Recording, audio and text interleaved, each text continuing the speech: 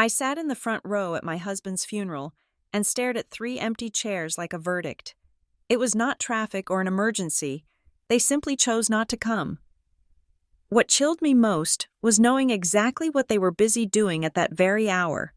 If you have ever been betrayed by family when you were weakest, stay until the end. That is when they mistook me for a pliable widow. My name is Rhiannon Graham, and at 34 years old, I was learning the hardest lesson of my life in the front row of a chapel that smelled of lilies and industrial floor wax. I sat entirely alone. To my right, the aisle was empty. To my left, three velvet-cushioned chairs sat vacant. They had small white signs on them that read, "Reserved," printed in a tasteful, scrolling font that mocked me with every passing second. These seats were not for distant relatives or friends who had gotten stuck in traffic. They were for my mother, my father, and Blair Weston, the woman I had called my best friend for over 15 years. The space they left behind felt physical, like a gap in a row of teeth. The silence radiating from those three empty chairs was louder than the organ music playing softly in the background. It was a vacuum that sucked the air out of my lungs. I checked my watch. It was 2 minutes past 10 in the morning. The service was scheduled to begin at 10 sharp. The gathered crowd behind me was restless. I could feel their eyes boring into the back of my black dress. This was a funeral for a first responder, and the room was filled with men and women in dress uniforms, sitting ramrod straight, respectful and solemn. They were Grant's people. They had shown up. They had polished their badges and pressed their shirts and arrived 30 minutes early. Yet the people who shared my blood, and the person who shared my secrets, were nowhere to be seen. My phone buzzed against my thigh, hidden in the fold of my dress. A jolt of pathetic hope shot through me. Maybe there had been a pileup on the interstate. Maybe my father had a medical emergency. I pulled the phone out, shielding the screen with my hand. It was a text from Blair. "Sorry. Can't get away." That was it. No explanation. No flowery apology. No emojis of broken hearts. Just 4 words that landed with the cold. Flat weight of a grocery store receipt. Can't get away. As if burying my husband, the man she had grilled burgers with and laughed with for a decade, was an optional coffee date she was too busy to attend. I stared at the screen until the backlight dimmed and went black. There was nothing from my parents, not even a text. Their silence was a different kind of weapon. One I was intimately familiar with, but I never thought they would wield it today. Not today. "Mrs. Graham." I looked up. The officiant, a kind-faced man named Mr. Henderson, who had guided me through the terrifying logistics of death over the last 3 days, was leaning down. He spoke in a hush, his hands clasped in front of him. "It is 5 minutes past the hour. Do you want to give them a little more time?" He glanced at the empty seats. His expression was the one thing I hated more than the abandonment itself. It was pity, pure, unfiltered pity. He looked at me like I was a child whose parents had forgotten to pick her up from soccer practice. My hand flew to my chest, my fingers curling around the gold wedding band hanging on a silver chain against my skin. It was Grant's ring. It was still warm from his finger in my memory, though in reality, it was cold metal now. I squeezed it so hard the edges dug into my palm. "No," I said. My voice sounded strange to my own ears, brittle and dry, like dead leaves scraping on pavement. "We do not wait. Please start, Mr." Henderson nodded solemnly and stepped back up to the podium. As the rustling of the congregation settling down filled the room, the sensory details of the moment seemed to sharpen into painful clarity. The dust motes dancing in the shaft of light from the stained glass window, the heavy scent of carnations, which I suddenly realized I would hate for the rest of my life, and the sound. It started as a low murmur directly behind me, then rippled outward. "Where is her family?" a woman whispered. I recognized the voice. It was the wife of one of Grant's partners at the station. "I don't know," a man whispered back. "That's her parents' spot, isn't it? And the best friend—" "That is heartbreaking," the woman hissed, though she probably thought she was being quiet. "She is completely alone up there." Heat flooded my face. It started at my neck and crawled up to my hairline. It was a suffocating mix of shame and white-hot fury. I wanted to stand up and scream at them to stop looking at the empty chairs. I wanted to throw the reserved signs across the room. I felt exposed, like a raw nerve. Grief is supposed to be a private tearing apart of the soul. But here I was, having my abandonment put on display for 200 people to analyze. I fixed my eyes on the wooden casket in front of me. It was polished mahogany. Grant would have said it was too expensive, that we should have used the money for the roof repairs on our cabin. But I wanted him to have the best. I wanted him to have the dignity in death that he had given so many people in life. Focus on Grant. I told myself, just focus on Grant. But the whispers were like static interference. Maybe they didn't approve of him, someone else murmured further back. I heard there was tension. I closed my eyes. They had no idea. They didn't know the half of it. They didn't know about the passive-aggressive comments my mother made about Grant's salary. They didn't know about the way my father looked at our fixer-upper house like it was a contagious disease. And they didn't know about Blair's recent strangeness. The way she had drifted just when the waters got rough. I felt a sudden, desperate need to see a friendly face, someone who actually understood who Grant was. I turned my head slightly, scanning the rows of uniforms and black suits. I saw sad faces, respectful faces, curious faces, and then, my gaze landed on the very back row, near the heavy oak doors. There was a man sitting there, separated from the main group. He was not wearing a uniform. He wore a simple, dark charcoal coat that looked worn at the elbows. He was younger than most of the brass, maybe in his early 30s. He was looking directly at me. My breath hitched. For a second, I thought I was hallucinating. The shape of his jaw, the set of his shoulders, and specifically, the eyes. They were Grant's eyes. Not literally, of course, but they held that same specific shade of storm cloud gray, and they held that same intensity, a look that saw everything and judged nothing. I had never seen this man before in my life. I knew every friend Grant had. I knew his squad. I knew his distant cousins who sent Christmas cards. I did not know this man. He didn't look away when our eyes met. He nodded, a barely perceptible dip of his chin, as if acknowledging a secret we shared. It was a look of profound sorrow, but also of solidarity. Who was he? A secret fragment of Grant's life, a half-brother he never mentioned, a friend from a past he had buried. We are gathered here today to honor the life of Grant Graham. Mr. Henderson's voice boomed, snapping my attention back to the front. I turned forward, but the image of the stranger burned in my mind. It was fitting, I suppose. The day was already a surreal nightmare. Why not add a mysterious doppelganger to the script as the service went on, recounting Grant's bravery, his service to the community, and his kindness? I felt a detachment settling over me. I looked at the 3 empty chairs again. They were not just furniture, they were a message. My parents and Blair had not just skipped a funeral, they had made a calculated decision to withdraw their support at the precise moment my world collapsed. It was a power move. It was a statement that my grief was less important than their convenience, or whatever petty game they were playing. I had spent the last 6 months fighting a war against a tumor that devoured my husband's brain.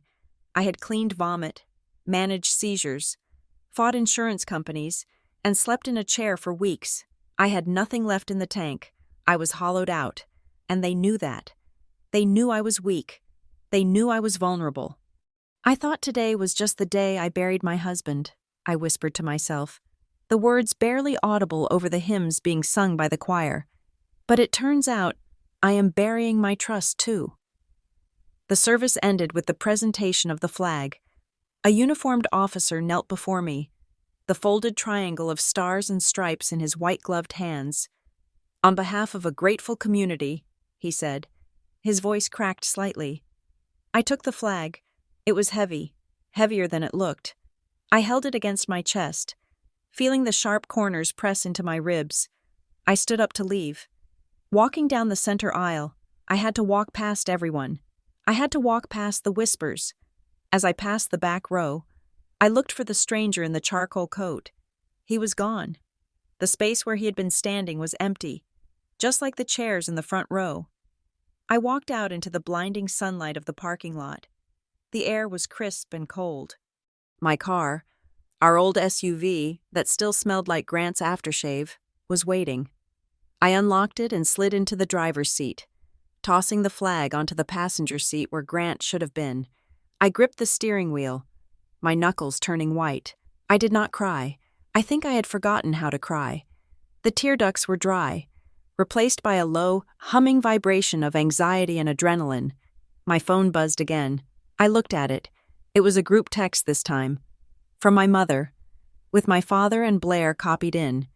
Rhiannon, honey, we are so sorry about today. The car wouldn't start, and by the time AAA came, it was too late. We feel terrible. We are heading to your house now to help you sort through things. We will bring dinner. See you in an hour. I read the message twice. The car wouldn't start. A lie. My father drove a brand new sedan that he maintained with obsessive compulsion. Heading to your house now. To help. To help, I said aloud, the words tasting like ash in my mouth. They were coming to my house, not to comfort me, not to hold me while I finally broke down. They were coming to sort through things. I knew what that meant. I knew my parents. I knew how they operated. They saw a widow in a house she couldn't afford, with an insurance payout she didn't understand. They saw a problem to be fixed, a chaotic ledger to be balanced. And Blair. Why was she coming with them? Since when were they a unit? I started the engine. The rumble of the motor felt like a growl. I drove home, not as a grieving wife returning to an empty nest, but as a soldier returning to a breached fortification. I needed to get there before them. I needed to be standing in my doorway when they arrived.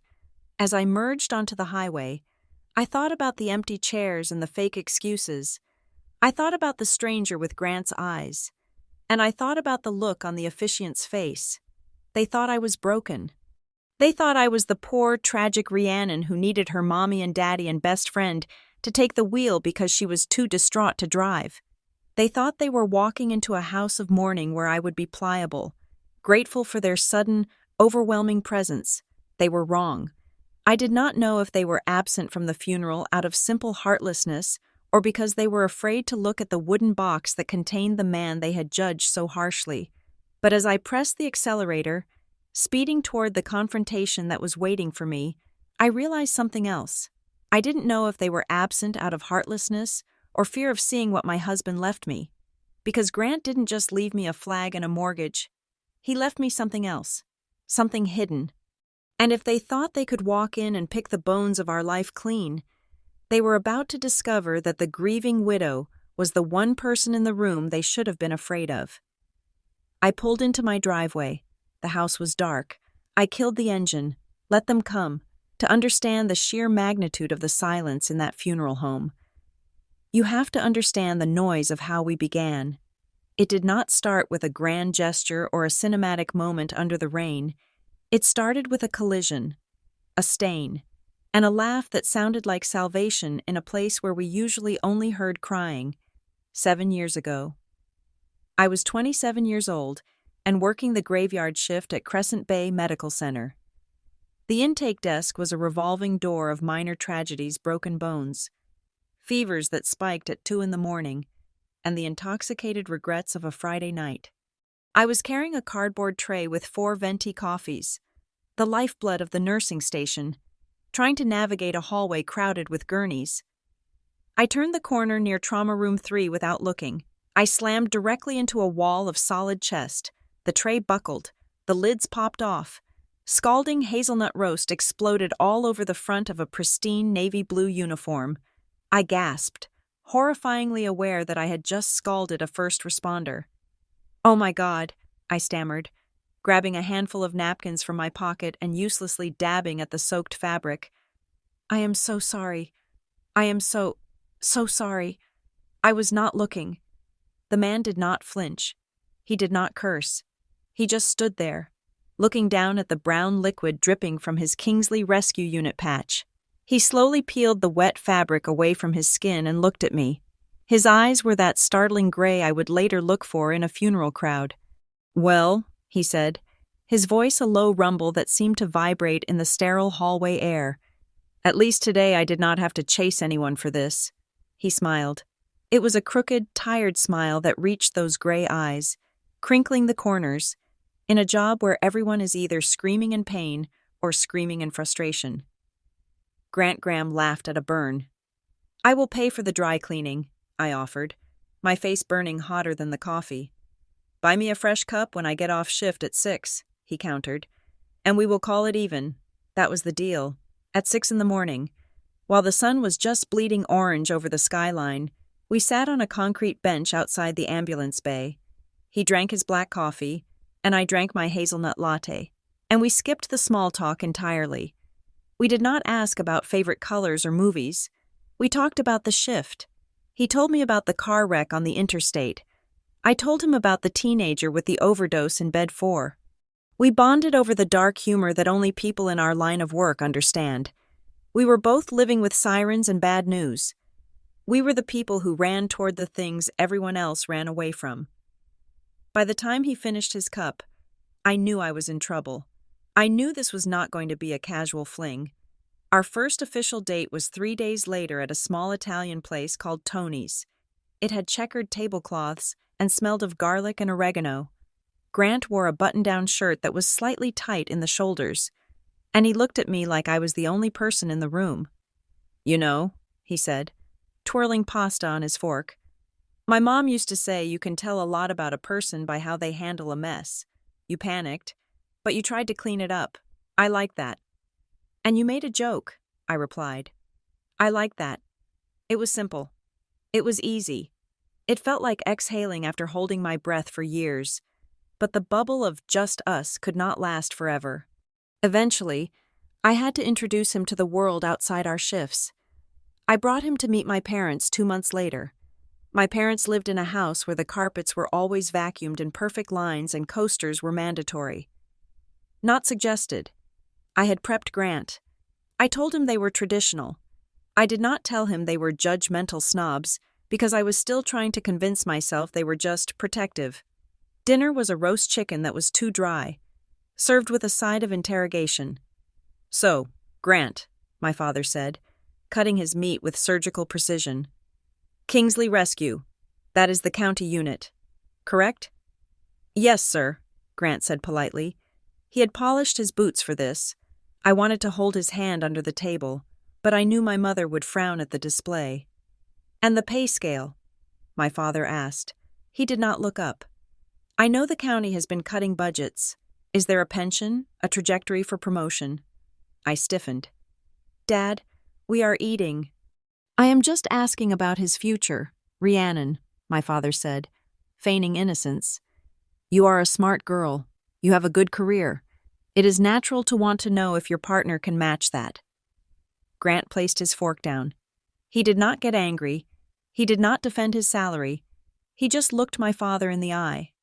"It is enough to build a life, sir, and it is work that matters. That is the currency I'm interested in," my mother chimed in then, her voice dripping with that fake sweetness that always concealed a barb. "Of course, dear, noble work, but nobility does not pay for a mortgage in a good school district. Does it?" The drive home was quiet. I apologized profusely. Grant just reached over and squeezed my hand. "They want you to be safe. I get it. I just have to prove to them that I can do that." He was so good. He was so willing to prove himself to people who had already decided he was not enough. Then there was Blair. Blair Weston had been my shadow since college. We had survived bad breakups and bad haircuts together. I thought she would be the one to get it.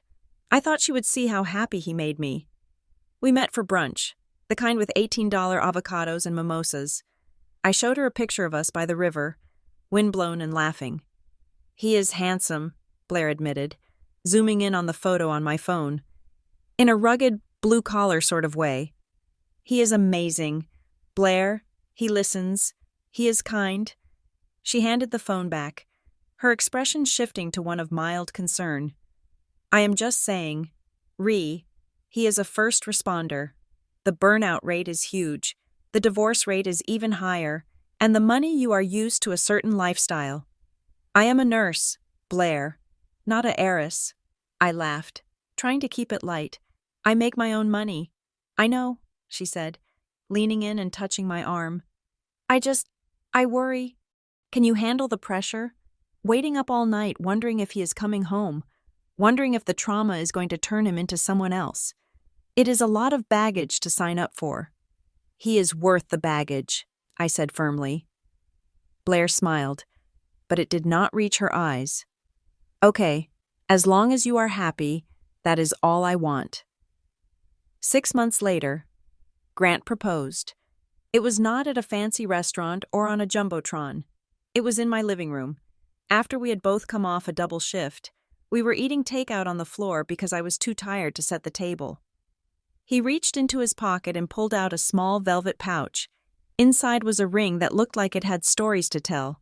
It was gold, with a central diamond that was modest but clear, flanked by 2 small sapphires.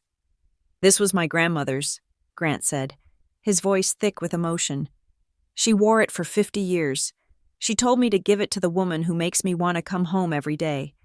He took my hand, his rough thumb brushing my knuckles. Rhiannon, you are my home. I see you. I see how hard you work. I see how much you care. And I want to be the person who takes care of you when you are done taking care of everyone else. I cried. I cried because for the first time in my life, I felt seen, not assessed for my earning potential, not judged for my choices, but seen. We got married in the fall. We wanted something small, intimate.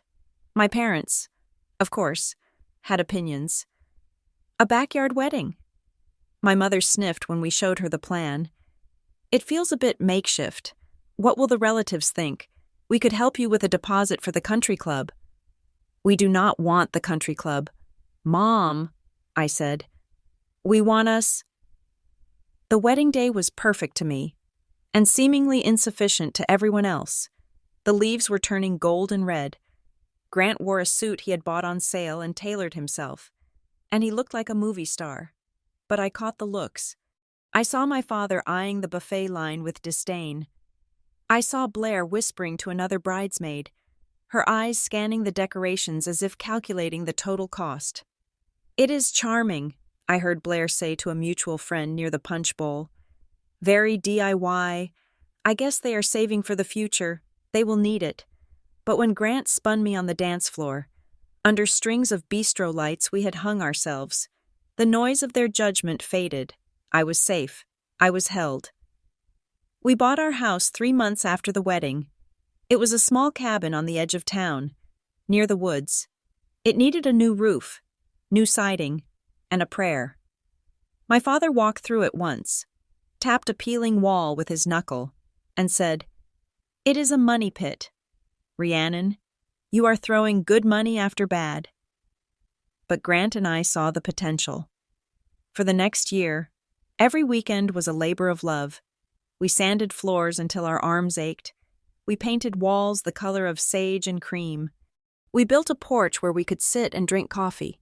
One afternoon, Grant was up on a ladder, fixing the gutter, sweat dripping down his back. I was below, holding the ladder and handing him tools. He looked down at me, grinning, wiped his forehead with his forearm. "You know why this house is going to be the best on the block?" he asked. "Why?" "Because we sweated for it," he said. "It is beautiful because we put the work in." It was the happiest year of my life, but the seeds of what was to come were being planted. Subtle and insidious, every time I talked to my parents, the conversation pivoted to money. "Have you put money into your 401k this month? Is Grant picking up overtime? You really need to build a safety net. You never know what could happen. You need to be secure." They made it sound like love was a reckless gamble and finance was the only true religion. They made me feel like I was one paycheck away from disaster.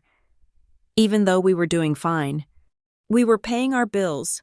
We were happy. "They just worry," Grant would say when I hung up the phone, frustrated. "Let them worry. We have got this. But Blair was worse because she was subtler. She would come over for wine and look around our cozy, renovated living room. "It is so cute," she would say. "But, seriously, if something happened to Grant, could you keep this place on just a nurse's salary?" "Nothing is going to happen to Grant," I would snap.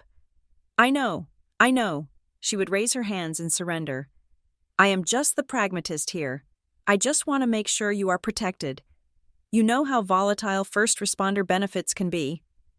I brushed it off. I told myself they were just being practical. I told myself that this was how people showed love by worrying about the worst-case scenario. I did not know then that they were not just worrying about the worst-case scenario, they were waiting for it. And when the future they kept warning me about finally arrived, they would not be there to catch me. They would be there to count the coins that fell from my pockets. The perfect life we built, the coffee on the porch, the laughter after a long shift, the security of his arms, it felt solid as rock. But geology teaches us that even the hardest rock can be split by a single, persistent fault line, and the fault line in my life was widening, fed by the very people who were supposed to be my foundation. Then came the day Grant came home early from a shift, not because he was tired, but because he had forgotten how to drive home. That was the beginning of the end. Though we did not know it yet, the nightmare was waking up, and the dream of the cabin, the Italian dinners, and the coffee dates was about to be incinerated. It began with the small things. The kind of glitches you excuse because life is busy and everyone is tired. Grant was a man who could lift a 200-pound patient down 3 flights of stairs without losing his breath. So when he started complaining about being fatigued, I chalked it up to the overtime shifts. We were in the kitchen on a Tuesday morning. I was making toast, and he was trying to tie his boots. He stopped, his fingers hovering over the laces, staring at them as if he had forgotten the physics of a knot. "You okay?" I asked, butter knife in hand. He blinked, shaking his head like a wet dog. "Yeah, just a head rush. I stood up too fast." He laughed it off, but the laugh was thin. "Maybe I am getting old. 32 going on 80. 2 days later, he dropped a coffee mug. He did not bump it. He was holding it, and then his hand simply opened. The ceramic shattered on the tile, splashing hot liquid over our socks. He stared at his own hand with a look of genuine betrayal. "I thought I had it," he whispered. "I swear I was holding it." "You are dehydrated," I said, playing the nurse because I was terrified to play the wife. "Drink some water. I will clean this up." But water could not fix what was coming. The call came 3 days later. I was on the 4th floor of Crescent Bay Medical, charting vitals for a post-op patient. The overhead page crackled. "Trauma team to Bay 1. Trauma team to Bay 1. That was normal background noise. What was not normal was my personal cell phone ringing in my pocket at the same time. It was the dispatch line from Kingsley Rescue. I answered, my heart hammering a frantic rhythm against my ribs. "This is Rhiannon. Rhiannon. It is Captain Miller." The voice on the other end was too calm, controlled. "We are bringing Grant in. He went down at the station. He is seizing. Rhiannon. We are 2 minutes out." The world tilted on its axis. I dropped the chart. I did not tell my supervisor. I did not clock out. I ran. I ran down the stairwell, my clogs thudding against the concrete, skipping steps, my breath tearing at my throat. I burst into the emergency department just as the ambulance bay doors slid open. They wheeled him in. It is a sight I had seen 1,000 times: paramedics flanking a gurney, shouting vitals, moving with practiced urgency. But this time, the boots sticking out from under the sheet were the ones I had seen him struggle to tie that morning. The uniform was the one I had ironed. Grant was convulsing, his body arching off the mattress, his eyes rolled back, showing only the whites. "Grant!" I screamed, lunging forward. But strong hands grabbed me. It was Sarah, an ER nurse I had known for 5 years. You cannot be in there," she said, her voice firm but shaking. Let them work. Let them work. That is my husband." I fought against her grip, watching them cut his shirt open. "He has no allergies. He is not on meds." I was shouting medical history as if it were a spell that could save him. They pushed him into the trauma bay and pulled the curtain. I stood outside, staring at the fabric, listening to the sounds of my own world turning against me. The beep of the monitor, the shout for lorazepam, the guttural sound of a man trying to breathe through a seizing throat. It took 6 hours to get the answer. I sat in a plastic chair in the consultation room. The fluorescent lights hummed like angry insects. "Doctor," Aris walked in. He was a neurosurgeon I had worked with before. He was brilliant, arrogant, and usually very loud. Now, he was quiet. He closed the door and sat down across from me, his knees almost touching mine. He held up a tablet showing a grayscale image of a brain, my husband's brain. "Rhiannon," he said. He did not use medical jargon initially. He just pointed. There was a mass. It was not a small, defined circle. It was a spiderweb of white, sprawling across the right frontal lobe, digging its tentacles deep into the tissue. It looked angry. "Glioblastoma multiforme," he said. "Grade 4. I stared at the image. I knew what those words meant. I had learned them in nursing school. They meant a death sentence. "Operable?" I asked. My voice was steady. It was the voice of a clinician, detached and cold. "We can debulk it, doctor," Aris said, rubbing his eyes. "We can take out what we can reach without destroying who he is. But it is aggressive, Rhiannon. It has tentacles. We cannot get it all. We will do radiation, chemo, but—" "How long?" I interrupted. He hesitated. Doctors hate numbers because numbers are promises they cannot keep. "With aggressive treatment, maybe 12 months, maybe 18. Without it, 3. I nodded. I stood up. I walked to the trash can in the corner and vomited until there was nothing left in my stomach but acid and grief. Grant woke up after the biopsy surgery with a bandage wrapped around his head like a turban. His face was swollen, bruised purple and yellow. I was sitting by the bed, holding his hand, terrified that when he opened his eyes, he would not know me. His eyelids fluttered. The gray eyes found mine. They were hazy, drugged, but they were his. "Hey," he rasped. "Hey," I choked out. "Did I?" He licked his dry lips. "Did I break the coffee mug again?" I laughed, and it turned into a sob. I buried my face in his neck, smelling the iodine and the hospital soap. "No, baby, you did not break the mug." We went home a week later, and our life became a war zone. The cabin we had renovated with such joy became a hospice ward. The dining table was no longer for meals. It was a staging ground for pill bottles. Dexamethasone, Keppra, Temodar, orange bottles with child-proof caps that defied my shaking hands. I became the general of a losing army. I created spreadsheets for his medication schedule. I tracked his fluid intake. I woke up every 2 hours to check his breathing. I listened to the rhythm of his chest inhale, exhale, pause, praying the pause would not last forever. Blair showed up. I have to give her that. In the beginning, she was exactly what a best friend is supposed to be. She arrived with casseroles wrapped in foil. She sat on the sofa and folded laundry while I napped for 20 minutes. "I am here," she would say, hugging me hard. "We are going to fight this. He is strong."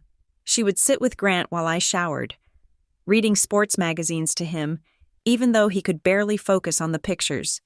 It felt like support. It felt like love. I was so desperate for a lifeline that I did not notice the way her eyes lingered on the medical bills piled on the counter. My parents came to visit exactly once in the first month. They sat on the edge of the sofa as if they were afraid they might catch cancer from the upholstery. My mother wore her pearls. My father wore a stiff button-down shirt. Grant was asleep in the recliner, a blanket tucked around his chin. He had lost 15 pounds. His cheekbones were cutting through his skin like blades. "So," my father said, keeping his voice low but not low enough, "what is the insurance situation?" "Rhiannon." I blinked, my eyes burning from lack of sleep. "What? The insurance," he repeated. "Does the county policy cover long-term care, Or is this coming out of pocket? Dad, he is right there, I hissed, gesturing to my sleeping husband. We are just being practical, my mother added, smoothing her skirt. Cancer is expensive. You do not want to be left destitute. How much is the mortgage remaining? 200,000. 180, I said automatically. And yes, the insurance is good, but the co-pays are high. The experimental drugs are not covered. You need to watch the accounts, my father warned. Do not drain your savings trying to chase a miracle. You have a long life ahead of you. Rhiannon, you have to think about the aftermath. The aftermath. They were already planning for his death, while his chest was still rising and falling in the same room. I wanted to throw them out. I wanted to scream, but I was too tired. I just nodded and asked them if they wanted tea. They declined and left after 45 minutes. Grant was awake when I came back from walking them to the door. He was looking at me. They are worried about you, he whispered. His speech was slurring slightly, the tumor pressing on the Broca's area. They are worried about money, I corrected. Sitting on the floor beside his chair and resting my head on his knee, he stroked my hair. His hand was weak, trembling. Don't be afraid. We have each other. That is the only bank account that matters. I am not afraid. I lied, but I was terrified, and I was broke. The costs were bleeding us dry. The gas to drive to the specialist center in the city 3 times a week, the parking fees at $20 a day, the organic food I insisted on buying because I read somewhere it helped, the co-pays for the MRI, the blood work, the physical therapy. My nurse's salary was on hold because I had taken family medical leave, which paid a fraction of my wages. Grant's disability checks had not kicked in yet due to bureaucratic red tape. I started tracking every penny. I stopped buying coffee. I canceled Netflix. I turned the heat down to 62 degrees and wore sweaters. I watched the numbers in our savings account dwindle like water in a cracked vase. 4,000, 3,000, 1,500. One afternoon, Blair was over. We were in the kitchen. I was staring at a bill from the radiation oncologist. It was for $600. It was marked Final Notice. I put my head in my hands. I did not hear Blair move, but suddenly she was beside me. It is bad, isn't it? She asked softly. I nodded, unable to speak. How much do you need? She asked. I looked up. What? To float you until the disability checks come. She reached into her purse and pulled out a checkbook. It was a sleek, leather-bound book. I can lend you some, no interest. Just pay me back when you can. My pride screamed wow. My father's voice in my head screamed, never borrow money from friends. But the red stamp on the bill screamed louder. I cannot ask you to do that, I said. You are not asking. I am offering. She uncapped a pen. 5,010. 5, I whispered. $5,000. I will pay you back as soon as the settlement comes through. She wrote the check. Her handwriting was loopy and large. She tore it out with a crisp, ripping sound and slid it across the counter. For Grant, she said. Thank you, I said, taking the check. My hands were shaking. Blair, you have no idea. Thank you. She smiled. It was a warm smile, but as she tucked the checkbook back into her bag, I saw her glance at the stack of mail on the counter. Her eyes lingered on a letter from Grant's life insurance provider. It was a thick envelope. You really should open that one, she said casually, pointing to the insurance letter. Just to make sure everything is in order. You know, beneficiary details and all that. Mistakes happen. I will, I said. Do it while I'm here, she pressed. I can help you file it. A small, cold bell rang in the back of my mind. It was faint, barely audible over the roar of my gratitude and exhaustion. Why was she so interested in the paperwork? Why did the loan feel less like a favor and more like an investment? But Grant called out from the living room, then a sound of pain. A sharp intake of breath. The bell in my mind went silent.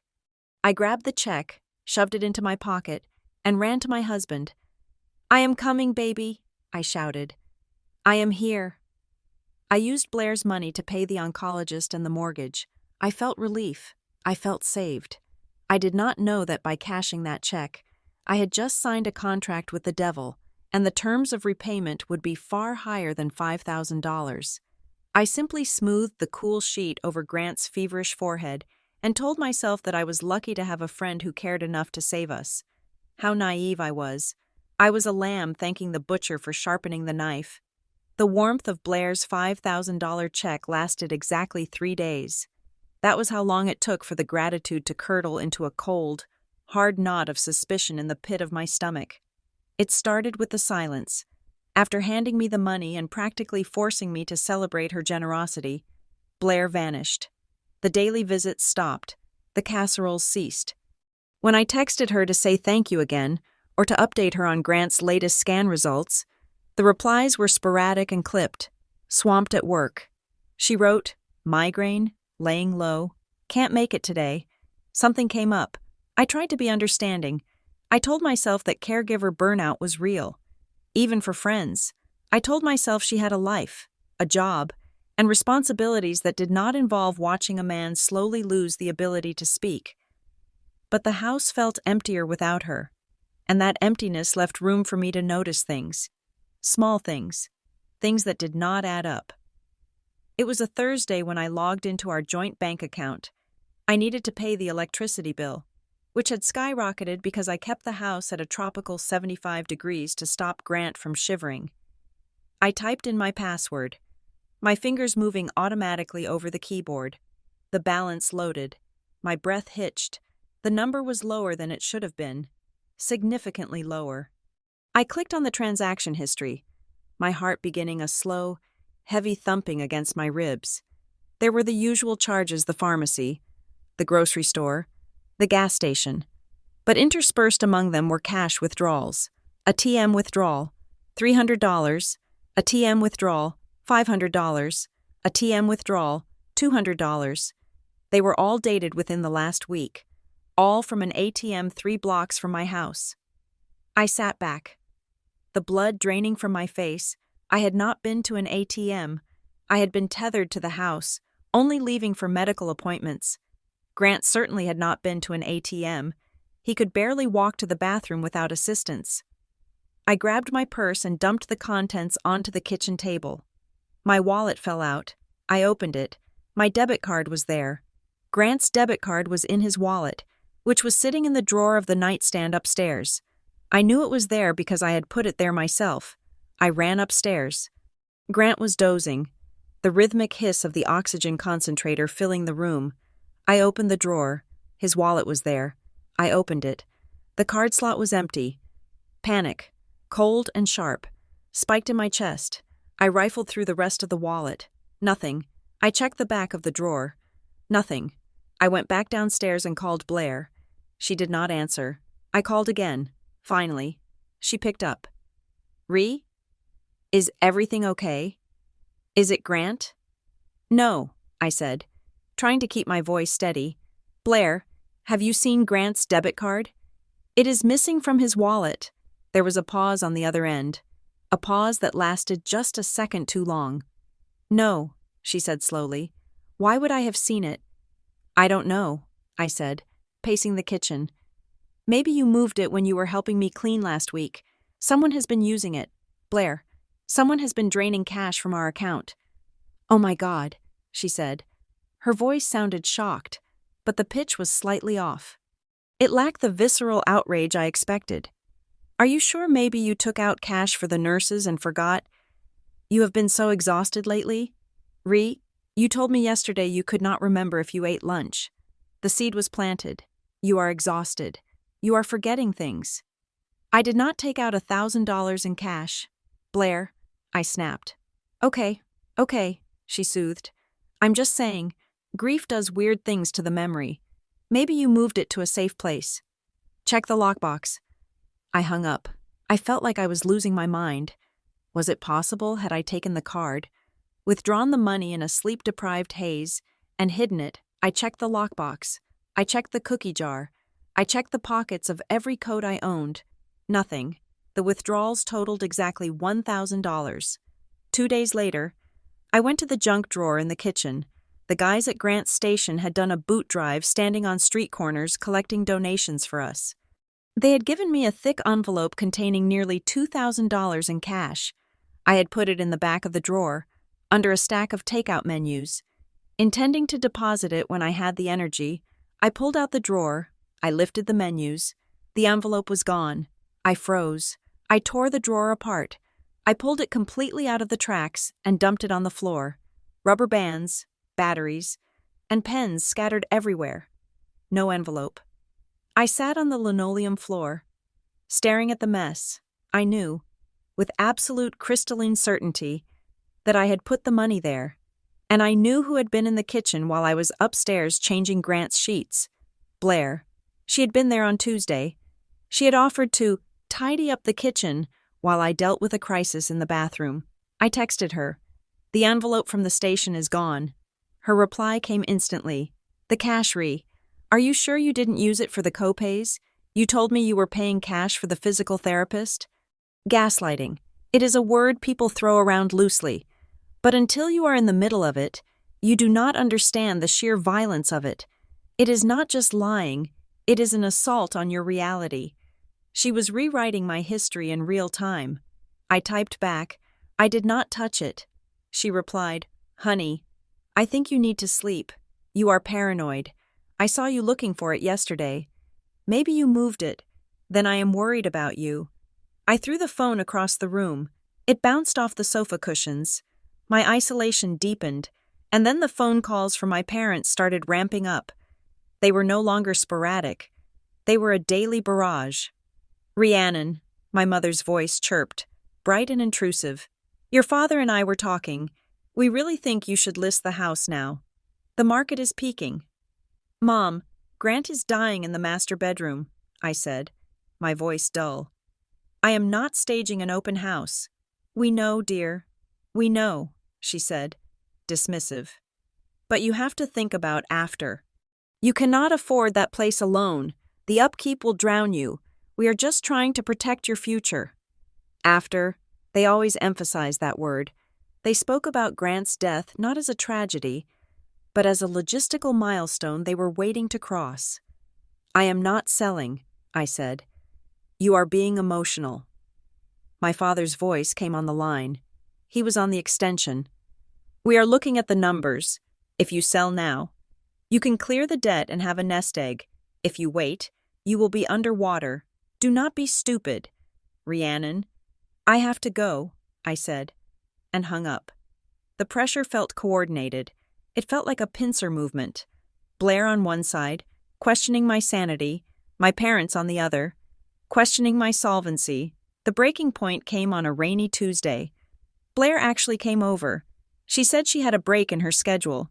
She brought a lasagna, the universal currency of pity. You look terrible, she said, scanning my face. Thank you, I said dryly. I mean it, she said. You are running yourself into the ground. Have you thought about other options? What options? A facility, she said. The word hung in the air like smoke. A hospice center, somewhere they can manage his pain better than you can. So you can get your life back. Get your life back. As if Grant were a tumor attached to my lifestyle. Not the love of my life. He wants to be home, I said, my voice hard. Does he? She challenged gently. Or do you want him home because looking at him, he looks in pain? Maybe it is selfish to keep him here. The cruelty of it took my breath away. She was using my love for him as a weapon against me. She was suggesting that my care was insufficient, that my devotion was actually selfishness. Excuse me, she said, her phone buzzing. I have to take this. Work. She stepped out onto the front porch, closing the screen door behind her but leaving the main door ajar. I stood in the kitchen, trembling with rage. I walked toward the living room to check on Grant. As I passed the open window near the porch, I heard her voice. She was not speaking in her work voice. She was speaking in a low, conspiratorial murmur. She is cracking, Blair said. I can see it. She is barely holding it together. Pause. She was listening to someone. No, She is not thinking straight, Blair continued. She is confused about the money already. I have her spinning. We just need to push at the right time. If we push too hard, she might lawyer up, but right now she trusts me. My blood ran cold. I stood frozen, my hand hovering over the curtain. Yeah, Blair laughed, a short, sharp sound. Don't worry, I am handling the mail. She won't see the policy updates. I will make sure of it. I backed away. I moved silently, stepping backward until I was in the center of the living room. I felt like I was in a horror movie, the kind where the call is coming from inside the house. I am handling the mail. I looked at the front door, the mail slot, every day. I received an email from the post office, informed delivery, showing me scans of the mail arriving that day. I had been ignoring it, too busy with Grant. I pulled out my phone and opened the app. I scrolled back to yesterday. There was a scan of a letter from Sentinel Life Insurance. It was marked Urgent Policy Change Confirmation. I had gotten the mail yesterday. I remembered getting a stack of flyers and a bill. I did not remember an insurance letter. I ran to the recycling bin where I dumped the junk mail. I dug through it, pizza coupons, credit card offers, the electric bill. No insurance letter. Blair had brought the mail in yesterday. She had walked in with a stack of envelopes, smiling, saying, "Saved you a trip to the curb." She had stolen it. The front door opened. Blair walked back in. She looked fresh, composed, the concern plastered back onto her face like a mask. "Sorry about that," she said. "Boss is a nightmare." I looked at her. I looked at the woman who had held my hair back when I vomited after my bachelorette party. I looked at the woman who was the beneficiary of my secrets, and I saw a stranger. No, worse than a stranger, a predator. "Who was that?" I asked. "I told you, my boss," she said, opening the fridge. "Do you want some water?" "I am looking for a letter," I said. I decided to test the waters. "From the insurance company. I saw it on the app, but I cannot find it." Blair froze, just for a microsecond. Her hand paused on the pitcher of water, then she resumed pouring. "The app is always wrong," she said dismissively. "It probably got delayed, or maybe you threw it out by mistake. You have been throwing things out randomly lately." "I did not throw it out," I said, stepping closer. "Blair, did you take it?" She spun around. Her face contorted into an expression of wounded dignity. "Excuse me, are you accusing me of stealing your mail after I just loaned you $5,000, after I've been here every week, wiping your counters and feeding you?" "I heard you," I lied. Or maybe it was not a lie. I heard enough. "I heard you on the phone." "You are hallucinating," she snapped. "You are sleep-deprived and you are lashing out at the only person who is actually helping you. Your parents were right. You are losing it." She grabbed her purse. "I am leaving. Call me when you are ready to apologize." She stormed out. I locked the door behind her. I threw the deadbolt. Then I slid the chain lock into place. I went to my laptop. My hands were shaking so hard I could barely type. I logged into the bank account again. I took screenshots of every withdrawal. I printed them out. Then I went to change the password. Security question. What is your mother's maiden name? Security question. What was the name of your first pet? Blair knew my mother's maiden name. Blair knew I had a golden retriever named Buster when I was 7. She did not need to hack me. I had given her the keys to my life simply by being her friend. I changed the passwords to nonsense strings of characters. I changed the security questions to lies that only I would know. Mother's maiden name, Godzilla. First pet, Xenomorph. I sat in the darkening living room, the glow of the laptop screen illuminating the fear on my face. Grant stirred in the corner. "Ree," he whispered. I went to him. I knelt beside the hospital bed we had rented. "I am here," I said. "Lock the door," he rasped. "It is locked," I said. "Good." He closed his eyes. He knew. Somehow, through the fog of the tumor, he sensed the danger. We were under siege. The enemy was not just the cancer in his brain. It was the people standing on our porch, smiling and holding casseroles. waiting for him to die so they could feast. I looked at the stack of screenshots in my hand. They were not just bank records. They were evidence of a betrayal so deep it made me dizzy. But why? Why the money? Why the pressure to sell? Why the missing insurance letter? Whatever was in that letter. Blair and my parents did not want me to see it, which meant I had to find it, and I had to find it before Grant took his last breath. I picked up my phone and dialed the number for the insurance company. "We are currently closed," the automated voice said. "Our office hours are—" I hung up. I would call at 8 a.m. sharp. I dragged a chair over to the front door and wedged it under the handle. It was irrational. I knew, but I did not care. I was not the pliable widow they thought they were molding. Not anymore. The fear was evaporating, replaced by a cold, burning anger. If they wanted a fight, they were going to get one. But first, I needed to know exactly what they were fighting for. I looked at the empty spot where the envelope of cash used to be. They were stealing pennies, but they were aiming for a fortune. I just had to figure out where the fortune was hidden. I did not know it at the time, but while I was fighting a war against the biology destroying my husband's brain, Grant was fighting a war against the people standing in our living room. I was the soldier in the trenches, dealing with the vomit and the seizures and the terrifying rattling of his breath, but Grant had become a sniper. He was paralyzed in a hospital bed, barely able to lift his head, yet his mind in those fleeting, precious windows of clarity was operating with a terrifying sharpness. He saw things I was too exhausted to see. He saw the vultures circling before I even realized we were the carcass. It started with the eyes. I was so focused on Grant's vitals, his oxygen saturation, his pulse, the dilation of his pupils that I stopped looking at the people around us. But Grant was watching. One afternoon, my parents came over. My mother was pacing the living room, holding a cup of tea I had made her. She was not looking at Grant. She was not looking at me. She was looking at the crown molding. She was looking at the vintage amplifier Grant had restored. She was looking at the house not as a home, but as an inventory list. I was adjusting the pillows behind Grant's head when I felt his hand tighten on my wrist. It was a weak grip. Nothing like the strength he used to have, but it was urgent. "Look," he whispered. The word was a struggle, pushing past the tumor's pressure on his speech center. "Look at what, baby?" I asked, wiping sweat from his forehead. He moved his eyes. He tracked my mother as she ran a finger along the mantel, checking for dust, or perhaps checking the quality of the wood. Then his eyes darted to my father, who was standing by the window, tapping on his phone, looking out at the property line with a calculator's gaze.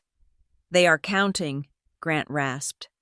"They are just looking around," I soothed him, thinking it was the paranoia of the medication.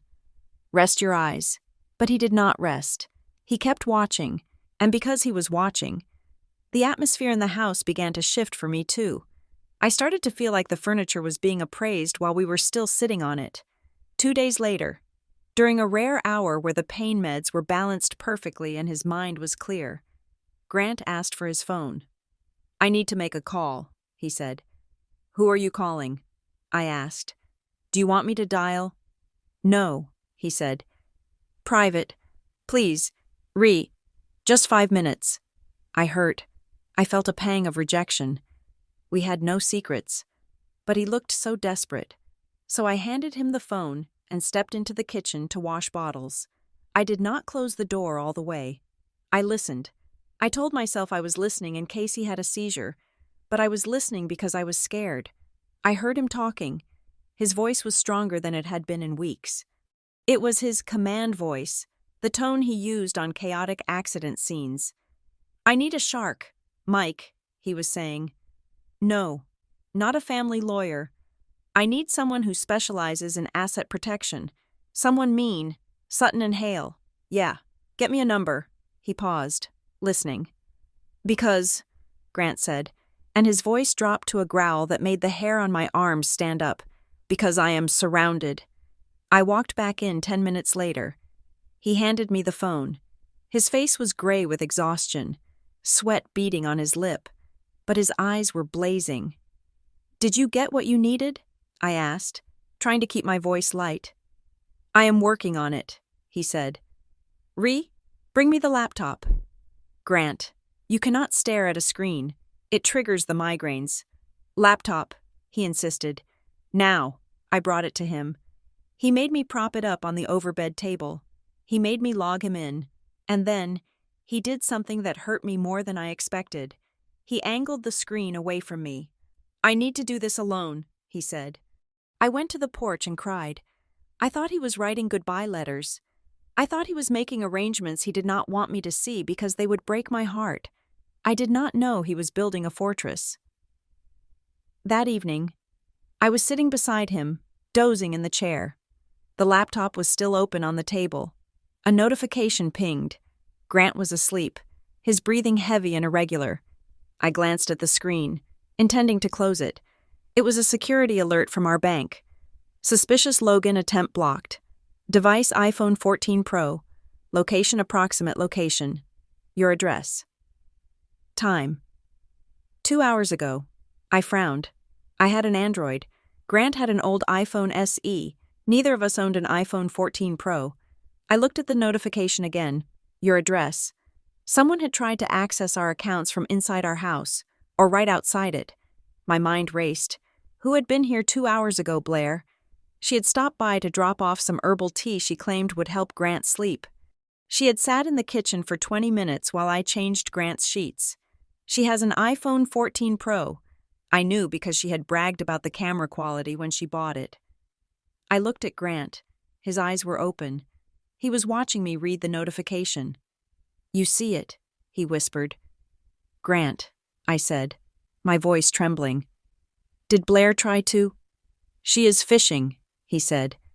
"She is looking for the life insurance policy number. She wants to know how much I am worth dead." "That is insane," I said, but the denial was weak. "She is my best friend. She is drowning in debt." Grant said. "I heard her on the phone in the hallway last week. Credit cards, a gambling site. She is desperate, and desperation makes people eat their own."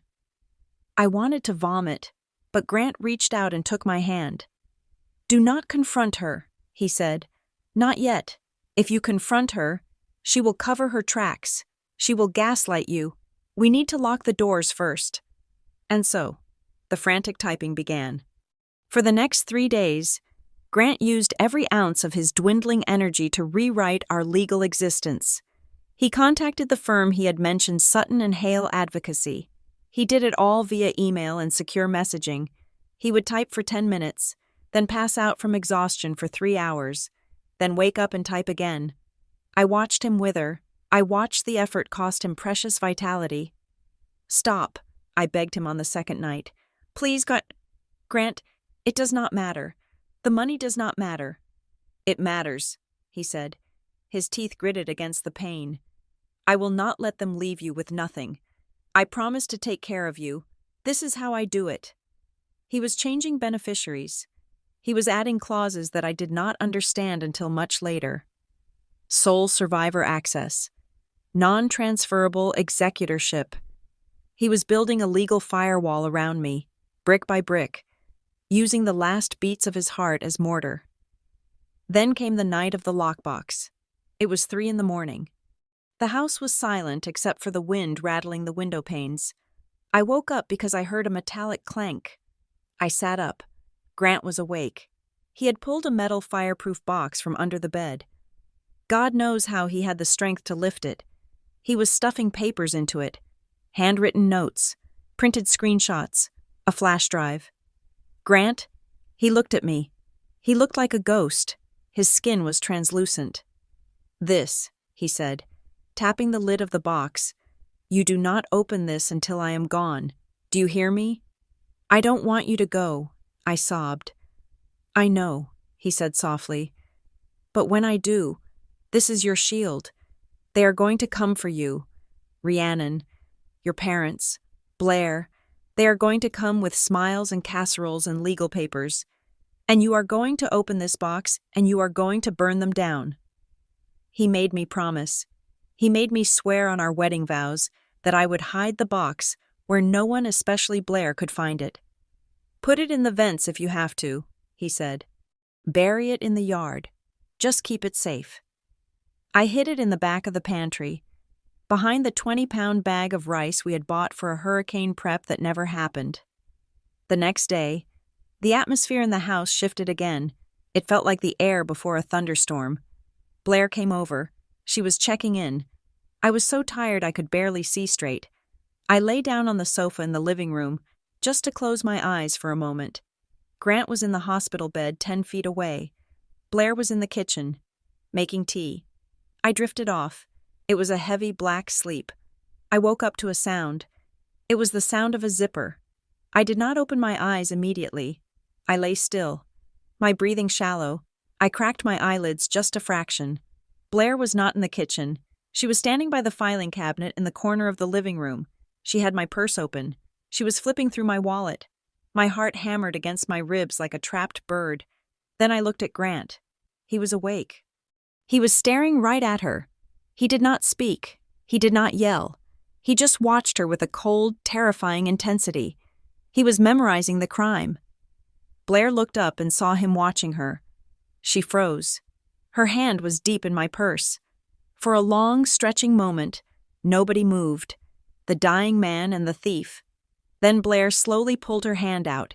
She smiled. It was a jagged, nervous smile. "Just looking for a pen," she whispered. I wanted to leave a note. Grant did not blink. He did not smile back. He just held her gaze until she flinched and looked away. She left 5 minutes later. She did not leave a note. When the door closed, I rushed to Grant's side. "I saw her," I whispered. "Grant, I saw her." "I know," he said. He closed his eyes, and a single tear leaked out. "It is almost done, Ree. I almost have it all locked down." "I am throwing her out," I said, standing up. "I am banning her from this house."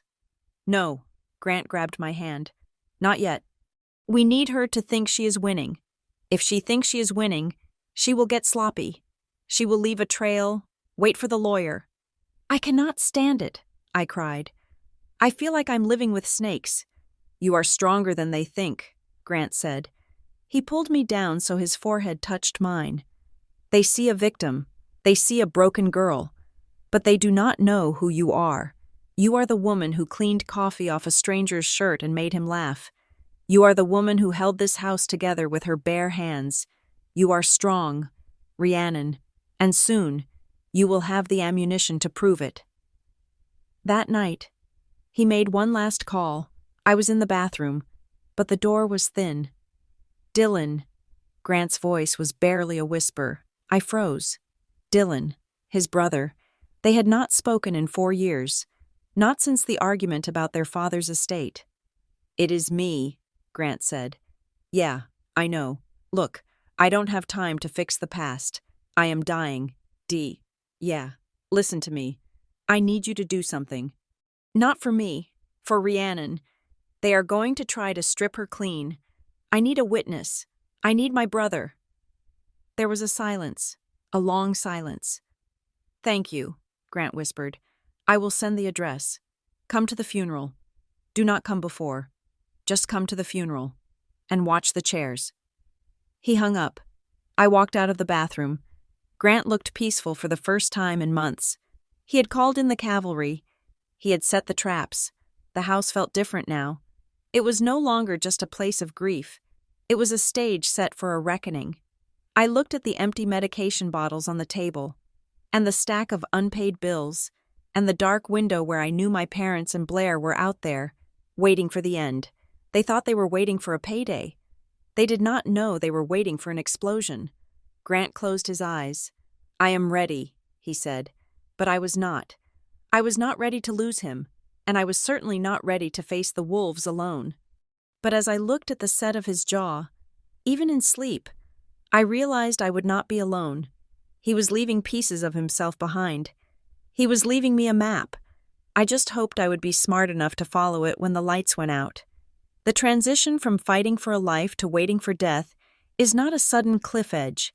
It is a slow, suffocating slide.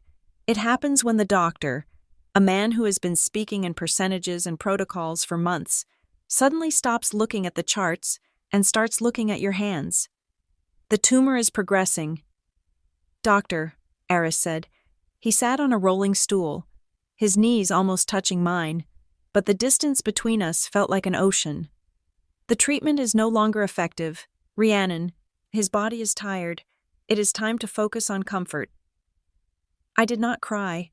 I think I had run out of tears weeks ago. I just nodded, feeling a strange, mechanical acceptance clicking into place. Okay, I said. We go home. We go home, he agreed. 2 days later, our bedroom ceased to be a bedroom. It became a medical unit. A hospital bed was delivered, its metal frame clanking against the door frame as the technicians maneuvered it in. The cozy reading nook where Grant used to sit was replaced by a rolling table stacked with saline, morphine, and foam swabs. The air, once smelling of our laundry detergent and Grant's cedar cologne, now smelled of rubbing alcohol and the ozone tang of the oxygen concentrator. That machine became the soundtrack of our lives. Whoosh, click, whoosh, click, a rhythmic reminder that my husband was borrowing air, not owning it. A woman named Nora Delaney arrived on a Tuesday morning. She was a hospice nurse, a woman with sturdy hands and eyes that had seen the end of 1,000 stories. She did not wear scrubs. She wore soft, civilian clothes, perhaps to make the intrusion less clinical. You are doing a good job, Nora told me, checking Grant's skin for pressure sores. But you need to prepare yourself. We are looking at days, Rhiannon, maybe a week, not more. I stood by the window, looking out at the overgrown lawn Grant used to mow with such pride. I know. Have you called the family? Nora asked. She pulled the sheet up, tucking it gently around Grant's wasting frame. People wait. You know, they wait for permission to let go, but they also wait for the people they love to say goodbye. You need to call them. The thought of calling them made my stomach turn. I felt a wave of nausea that had nothing to do with the smell of the medicine. But Nora was right. Grant deserved to be surrounded by love, even if that love was flawed, even if it was performative. I walked into the kitchen and dialed my parents' landline. It rang 4 times before my mother picked up. Hello? Mom, it is me, I said. It is time. Time? She asked, her voice distracted. I could hear the clinking of silverware in the background. The doctor said it is a matter of days, I said, my voice flat. Hospice is here. If you want to see him, if you want to say goodbye to your son-in-law, you need to come now. There was a pause that stretched so long I thought the line had gone dead. Oh, Rhiannon, she sighed, but the sigh sounded more like annoyance than grief. That is terrible timing. Your father and I are hosting the charity auction for the Historical Society this weekend. It has been on the calendar for months. I gripped the phone so hard the plastic creaked. Mom, Grant is dying. I know, dear, and we are devastated, she said quickly. But we cannot just drop everything. We have responsibilities. Guests are flying in. Look, we will try to get there early next week. Monday or Tuesday. Surely he can hold on until then. Surely he can hold on. As if death were a guest you could ask to wait in the lobby because you were not ready to receive them. I don't know if he has until Tuesday, I said. Well, keep us updated, she said. And Rhiannon, have you finalized the funeral home? I know the one on Elm Street is very expensive. You should look at the one in the next county. No point in spending a fortune when... I hung up. I did not slam the phone. I just pressed the button, severing the connection. I stood there, breathing hard, feeling the rage boil in my veins. They were not coming. They were choosing a charity auction over a dying man. I took a breath and dialed Blair. Hey, Rhi, she answered on the first ring. Her voice was bright, almost manic. I was just thinking about you. He is fading. Blair, I said. Nora says it is close. Can you come? He would want to see you. You were our best friend. Oh God, she said. Oh God. Rhi, of course I will come. I am just finishing up a project at the office. I can be there tomorrow morning. First thing, I will bring coffee. I will stay all day. Thank you, I whispered. relief washing over me. "Thank you, Blair. I love you both," she said. "Hang in there." The next morning, I woke up early. I tidied the room. I washed Grant's face with a warm cloth. I wanted him to look like himself when his friend arrived. I sat by the window, watching the driveway, waiting for Blair's silver sedan. 9 in the morning passed, then 10. At 10:30, my phone buzzed. A text message. I am so sorry. My boss just dumped a crisis on my desk. If I leave now, I will get fired. I am trying to get out. Will update you." I stared at the screen. A crisis. Grant was lying in the other room, his breathing shallow, his skin turning the color of parchment paper. That was a crisis. A paperwork emergency was not a crisis. I replied, "Please try." She did not reply. The day dragged on. The sun moved across the floorboards, marking the passage of time like a sundial. No car pulled into the driveway. No parents. No best friend. Just the hospice nurse, the dying man, and the wife who was realizing, with terrifying clarity, that she was the only one left standing. Late that afternoon, the atmosphere in the room changed. Grant had been comatose for most of the day, drifting in a morphine haze, but suddenly, his breathing hitched, his eyes snapped open. They were not the cloudy, unfocused eyes of the last few weeks. They were clear, shockingly clear. The gray was sharp, piercing. It was a phenomenon Nora had warned me about: terminal lucidity, the rally before the end. "Rhiannon," he said. His voice was weak, a rasp of air over vocal cords, but the word was distinct. "I am here, baby," I said, leaning over the rail, taking his hand. "I am right here." "The box," he whispered. "The lockbox. Grant, you need to rest." "No," he said, and his fingers squeezed mine with surprising strength. "Bring it. Now. Please." I ran to the pantry. I dug behind the bag of rice and pulled out the heavy metal box. I brought it to the bed. "Open it," he commanded softly. I dialed the combination our anniversary. The lid popped open. Inside were papers, a flash drive, and a thick cream-colored envelope sealed with wax. Grant's hand trembled as he reached into the box. He bypassed the legal documents. He bypassed the flash drive. He picked up the cream envelope. He held it out to me. "Take it," he said. I took it. It felt heavy, as if it contained something more than paper. "You read this when I am gone," he said, his eyes locking onto mine. "Not before, and you read it alone. Do not let anyone see it, especially not Blair." "Why?" I asked, tears finally spilling over. "Grant, what is going on?" "Promise me," he insisted. "Promise me you will hide this. Promise me you will wait." "I promise," I sobbed. I took the letter and shoved it deep into the pocket of my cardigan. He sank back against the pillows, the burst of energy fading as quickly as it had come. He looked up at the ceiling, then back at me. His expression softened. The warrior was fading, leaving only the husband. "You are going to have to build it again," he whispered. "The life, the happiness. You have to build it from scratch. I can't," I wept. "I can't do it without you." "You can," he said. "You are the strongest thing I know."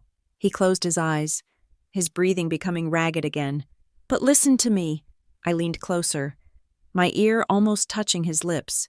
"Someone is waiting for me to disappear," he breathed.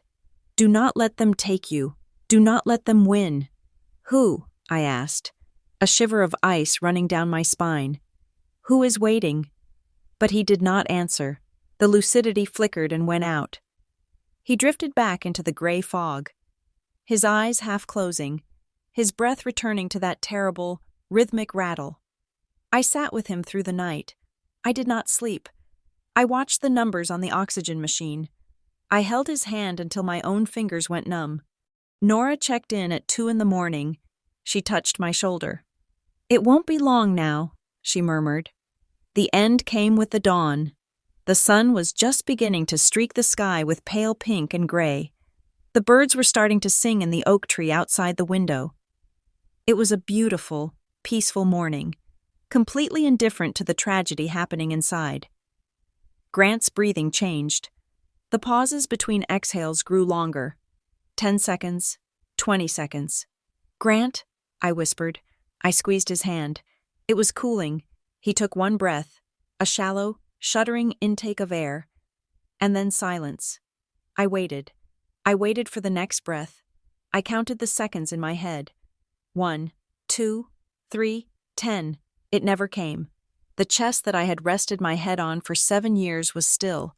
The heart that had beaten against mine was silent. I did not scream. I did not wail. The moment was too large for noise. It felt as if the entire world had simply stopped spinning. Nora stepped forward from the shadows. She placed a stethoscope on his chest. She listened for a full minute, then she straightened up and looked at me with infinite kindness. "He is gone, Rhiannon." She reached over and turned off the oxygen concentrator. The sudden silence was violent. The whoosh click that had been the background noise of our existence was gone. The room fell into a stillness that was heavy, absolute, and crushing. I looked at the empty chairs where my parents and Blair should have been. They were not here. They were sleeping in their beds, or preparing for their charity auctions, or avoiding their guilt. I was the only one here. Just me, and the man who had loved me enough to warn me with his dying breath. I reached into my pocket and touched the corner of the sealed envelope. "I promise," I whispered into the silence, "I will not let them win." I kissed his forehead. It was already cooling. I stood up, and for the first time in my life, I felt truly, completely alone. But as I looked at the empty medication bottles and the silence of the room, I realized something else. The waiting was over. The grief was just beginning. But the war Grant had prepared me for, that was about to start. I walked to the window and looked out at the sunrise. The silence in the house was heavy as stone, but my resolve was harder. They would come soon. They would come with their fake tears and their greedy hands, and I would be ready. The ceremony for a fallen first responder is not merely a funeral. It is a piece of theater designed to break your heart with precision. It is a choreography of grief, executed by men and women who wear uniforms that are pressed to a razor edge. The chapel was packed. There were 200 people sitting behind me, a sea of navy blue dress uniforms, polished brass buttons, and white gloves. The air smelled of lilies, floor wax, and the starch from 200 collars. The silence was heavy, broken only by the occasional clearing of a throat or the shifting of boots on the hardwood floor. I sat in the front row, my hands clasped so tightly in my lap that my knuckles had turned the color of old bone. I was wearing the black dress I had bought 3 years ago for a gala I never attended. It felt tight across the chest, or perhaps that was just the sensation of my lungs failing to expand fully. To my left, the 3 chairs remained aggressively vacant. The small white cards printed with the word "reserved" seemed to scream at me. They were not just empty seats. They were a public declaration of abandonment. 15 minutes before the service began, my phone had buzzed against my thigh. I had pulled it out, shielding the screen with a trembling hand. Praying for a legitimate disaster. I wanted to read that my parents had been in a pileup on the interstate. I wanted to read that Blair had been rushed to the emergency room. I wanted a catastrophe because a catastrophe would have been forgivable. Instead, I read a text from Blair. "So sorry. Sweetie. Crisis at the office. Can't get away. We'll make it up to you." I stared at the words. Can't get away. She was speaking as if she were missing a lunch date. Not the burial of the man she had claimed was like a brother to her. Then I checked my voicemail. There was a message from my father. Left 10 minutes prior. I lifted the phone to my ear, pressing it hard against my hearing. Desperate for an excuse that made sense. "Rhiannon," my father's voice had been calm, pragmatic, almost bored. "We are having car trouble. The Mercedes won't start. We are waiting on AAA. but it looks like we are going to miss the service. We will try to catch you later at the house. Hope it goes well." Hope it goes well. He made it sound like a business presentation I was giving. There was no panic in his voice. No grief, just the flat, bureaucratic tone of a man canceling a dentist appointment. I put the phone away. I did not cry. The sheer audacity of it burned the tears right out of my eyes. I looked at the empty chairs again, and for the first time, I did not feel humiliated for myself. I felt a deep, curling revulsion for them. 200 strangers had taken the morning off work to stand in respect for my husband, his family, his blood, and my so-called best friend could not be bothered to turn a key in an ignition. The service began. The chaplain spoke about duty. He spoke about sacrifice. He spoke about how Grant Graham was a man who ran toward the fire when everyone else was running away. Grant was the shield, the chaplain said, his voice echoing off the vaulted ceiling. He was the hand reaching into the darkness. I listened, but my mind was drifting. I was thinking about the coffee stain on his shirt the day we met. I was thinking about the way he used to sing off-key in the shower. I was thinking about the terrifying clarity in his eyes in those final moments when he told me about the lockbox. Then came the final call. This is the part that breaks you. A dispatcher's voice crackled over the speakers in the chapel, loud and distorted by static, just like a radio transmission. "Dispatch to Unit 47, the voice called. Silence. The room held its collective breath. "Dispatch to Unit 47, Grant Graham," the voice called again, slightly more urgent. Silence. A woman 2 rows back stifled a sob. "Dispatch to Grant Graham," the voice called a third time. No response. "Grant Graham has ended his watch. He has gone home. Time is 10:42 hours. The finality of it hit me like a physical blow to the chest. Gone home. But he was not home. He was in the wooden box 3 feet in front of me, and the house he had built with his own hands was empty. After the flag presentation, after the bagpipes had faded into a mournful drone, it was my turn to speak. I walked to the podium. My legs felt like they were made of lead. I looked out at the sea of faces. I saw his captain, wiping his eyes. I saw the rookie Grant had trained, looking pale and shaken. And then I looked at the front row. I looked directly at the 3 empty chairs. I let the silence stretch. I let the entire room follow my gaze. I saw the confusion ripple through the crowd. I saw the pity in the eyes of the strangers. But I stood tall. I would not accept their pity. Grant used to tell me that the most important tool in his kit was not the defibrillator or the axe, I said into the microphone. My voice was steady, surprising me. He said the most important tool was presence, just being there. I gripped the sides of the podium. We live in a world of excuses, I continued. We live in a world where it is easy to send a text, or leave a voicemail, or send flowers. But love is not a transaction. Love is not a promise you make when it is convenient. I looked right at the empty space where my mother should have been sitting. Love is showing up, I said, my voice dropping to a harsh whisper that carried to the back of the room. Love is sitting in the chair when it is hard. Love is holding the hand when it is cold. And if you cannot do that, if you cannot simply be present, then you do not get to call it love. You call it what it is, a convenience. I stepped down. The room was deadly silent. I had not named them, but I had indicted them. The shame in the room was palpable, but it was not mine. I had transferred it to the ghosts in the front row. As the service ended and people began to file out, forming a line to offer condolences, I felt a hand on my elbow. I turned. Standing there was the man I had glimpsed earlier, the one with the charcoal coat and the familiar eyes, up close. The resemblance was jarring. He had the same jawline as Grant, the same way of holding his shoulders, tense and ready. "Rhiannon," he said. "You are Dylan," I said. It was not a question. He nodded. "I am." "He called you," I said. "From the bathroom, the night before he died." "He did," Dylan said. He did not offer a hug. He did not offer a platitude. He stood with his hands in his pockets, looking at the casket. We were not close. Rhiannon, you know that. We had our wars. But he asked me to be here. Dylan turned his gaze to the 3 empty chairs. He stared at them for a long moment, his expression unreadable. He knew, Dylan said softly. I froze. What? He told me on the phone, Dylan said, looking back at me. He said, Dylan, when you come, there are going to be empty seats in the front row. Don't let Rhiannon sit alone. My breath hitched. Grant had predicted it. He had known, with absolute certainty, that my parents and Blair would fail me. He knew them better than I did.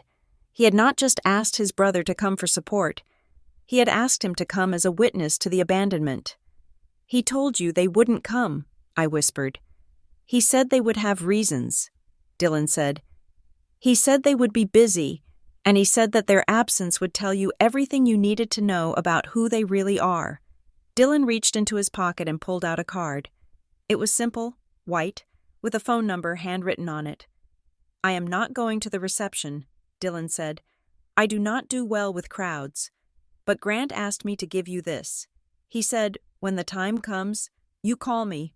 I will answer. When the time comes for what? I asked. He said you would know. Dylan replied. He gave a curt nod, turned up his collar, and walked out the side door, disappearing into the bright, blinding sunlight of the parking lot. I stood there, clutching the card. I felt a strange sensation. It was not comfort. Exactly. It was validation. Grant had not left me defenseless. He had positioned pieces on a chessboard I could not even see yet. The reception was a blur of lukewarm coffee and ham sandwiches in the church basement. People came up to me, murmuring the usual things. He was a hero. So sorry for your loss. Let us know if you need anything. I nodded. I shook hands. But I felt like I was watching the scene from behind a pane of glass. Where are your parents, dear? An elderly aunt of Grant's asked, looking around. Car trouble, I said, the lie tasting like ash in my mouth. And that lovely friend of yours, the blonde? Work crisis, I said. The aunt tutted, shaking her head. On today of all days, well, people are busy, I suppose. People are busy. That was the polite fiction we all agreed to maintain. I left after an hour. I could not take the noise anymore. I declined the offers from Grant's squad to come over for a drink. I needed to be alone. I drove home in silence. The folded flag was on the passenger seat, a heavy triangle of fabric that represented a human life. The house was dark when I pulled into the driveway. It looked abandoned. The grass was getting long. The flower beds were full of weeds. I unlocked the front door and stepped inside. The air in the house was stale. It still smelled faintly of the hospice chemicals. Though Nora had taken the equipment away yesterday, the living room felt massive without the hospital bed. I placed the flag on the mantel, right next to the urn I would pick up next week. I kicked off my heels. My feet throbbed. I was exhausted in a way that sleep could not fix. I was bone-weary, soul-weary. I walked to the kitchen to pour a glass of water. I looked at the table where the medication schedule used to be taped. It was gone. The table was bare, except for a stack of unopened mail the mail Blair had missed, or perhaps mail that was not important enough for her to steal. I drank the water, staring at the backyard through the sliding glass door. The sun was setting, casting long, bruised purple shadows across the lawn. I was a widow. I was 34 years old, and I was a widow with no parents and no best friend. The realization should have crushed me, but instead of crushing me, it clarified me. Grant was right. They were waiting for him to disappear. And now that he was gone, the clock had started. My phone vibrated in my hand. I looked down. It was a group message. The sender was my mother. The recipients were me, my father, and Blair. I unlocked the screen. The message popped up, cheerful and bright, utterly disconnected from the reality of the day I had just survived. Hi, honey. Hope you got some rest after the service. We are all so relieved that part is over. Listen, we are all going to come over tomorrow morning around 10. We need to sit down and go over the paperwork and the accounts before things get messy. Blair has some great ideas about the investments. See you then?" I stared at the phone. They had missed the funeral. They had missed the moment the earth covered him. But they were ready to come over at 10 in the morning to talk about the money. Relieved that part is over. They thought the funeral was the hurdle. They thought the grief was the obstacle they had to wait out. They thought that now that Grant was in the ground, the path was clear to come in and manage the messy business of my life. I felt a cold smile touch my lips. It was not a happy smile. It was the smile of someone who has just heard the trap snap shut. They were coming tomorrow. "Good," I whispered to the empty room. I walked to the pantry and reached behind the bag of rice. I felt the cold metal of the lockbox. I did not take it out. I just touched it, confirming it was there. Then I typed a reply. "See you at 10. I hit send. I was not Rhiannon the nurse anymore. I was not Rhiannon the grieving wife. I was the person Grant had prepared. And tomorrow, when they walked through that door expecting a broken woman, they were going to meet the widow he had built. The house was not just quiet. It was holding its breath. The silence that followed the funeral was different from the silence of the hospice days. It was not waiting for a death anymore. It was waiting for a war. I sat on the floor of the living room, the heavy velvet curtains drawn tight against the night. The only light came from a single table lamp that cast long, distorted shadows across the floorboards. In front of me sat the metal lockbox, the one I had retrieved from behind the bag of rice in the pantry. It looked innocuous, just a gray fireproof box, but I knew it was the heaviest thing in the room. I dialed the combination our wedding date. The latch clicked with a sound that seemed as loud as a gunshot in the empty house. I lifted the lid, inside, organized with a precision that made my throat ache. Was Grant's final act of protection. There was a thick stack of papers, a flash drive, and the cream-colored envelope he had handed me moments before he died. I reached for the envelope first. My hands were shaking, not from cold, but from a terrifying cocktail of grief and adrenaline. I broke the wax seal. I unfolded the letter. It was written in Grant's handwriting, but the script was shaky. The letters jagged and uneven, a testament to the tremors that had plagued his final weeks. Seeing his handwriting, the way he looped his Y's and crossed his T's with a sharp slash, felt like hearing his voice one last time. "My dearest Rhi, if you are reading this, I am gone. And if I am gone, you are in danger. Not physical danger, but the kind that strips you bare and leaves you with nothing but questions. I need you to listen to me, and I need you to believe me, even when it hurts. For the last 2 months, I have been playing asleep. The meds made me tired. Yes, but they did not make me deaf. I heard them. Rhi, I heard them when you were in the shower. I heard them when you were sleeping on the couch.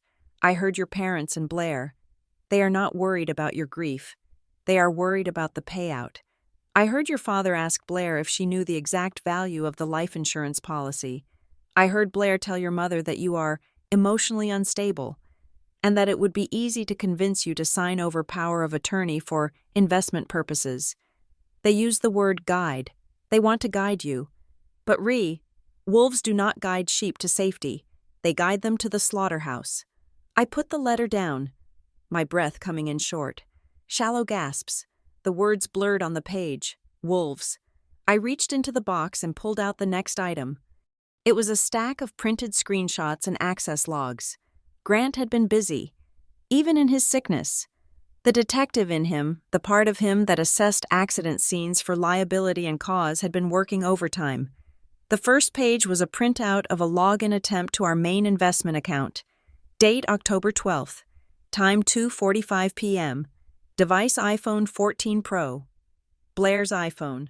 Status failed. Incorrect password. I remembered that day.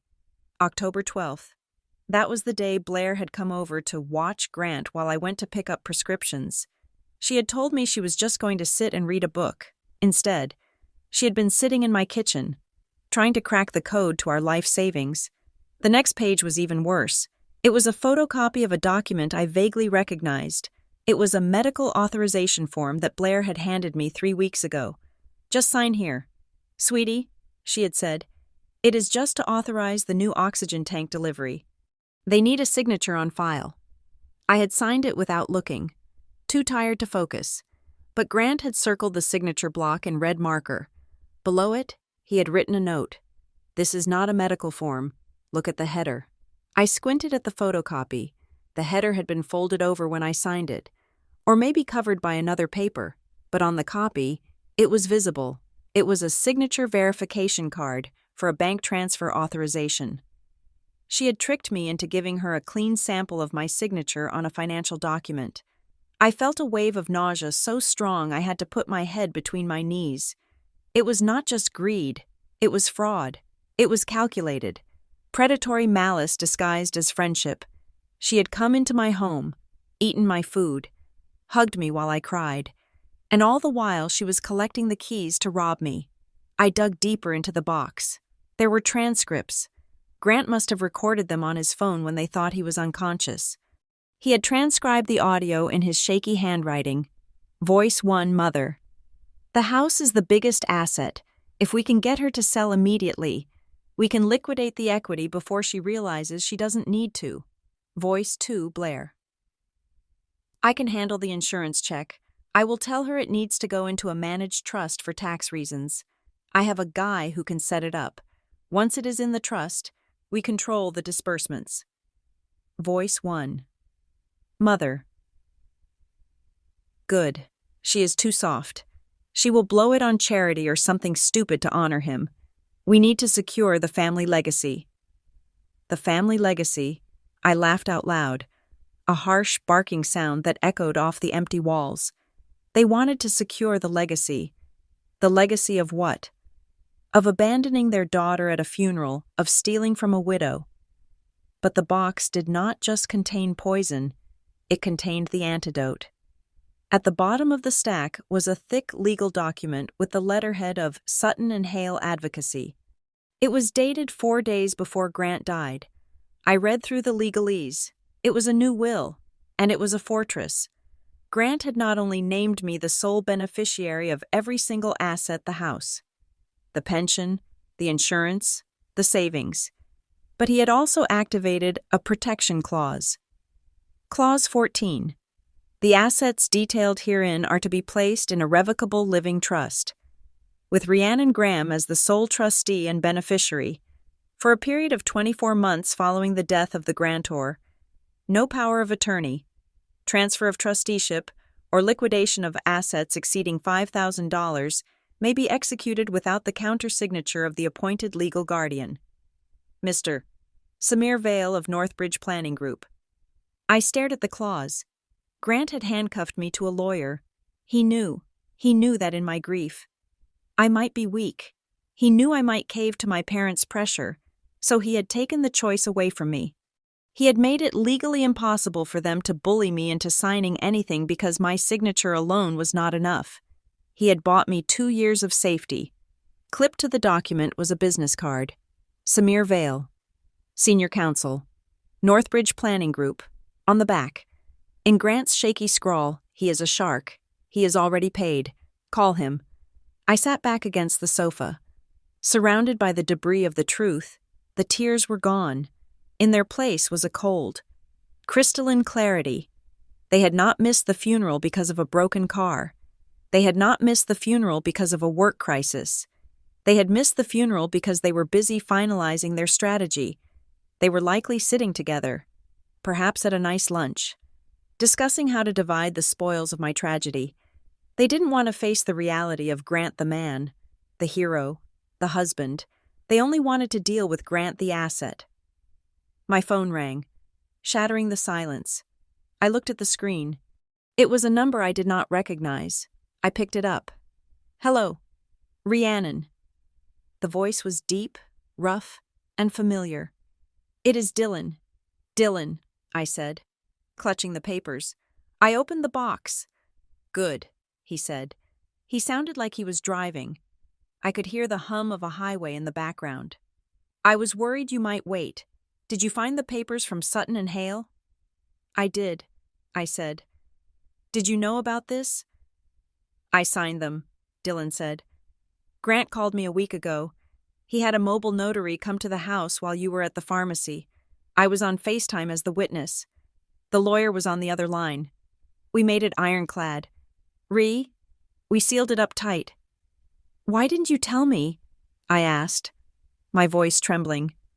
Because Grant said you needed to focus on saying goodbye. Dylan said gently. He said you had enough to carry. He wanted to carry this part for you. I closed my eyes, feeling a fresh wave of love for the man I had lost. Even as he was dying, he was shielding me. Dylan, I said, they are coming tomorrow, at 10 in the morning. I know, Dylan said. Grant figured they would move fast. Vultures always do. They want to talk about paperwork, I said. They are going to try to steamroll you, Dylan warned. They are going to use guilt. They are going to use fear. They are going to tell you that you are incompetent and that they are just trying to help. I know, I said. I have the transcripts. Good, Dylan said. But listen to me. Grant told me to tell you one thing. He said, don't let them isolate her. You are not alone in that house. You have the truth in that box. And you have Samir Vale. I already called him. He is expecting to hear from you.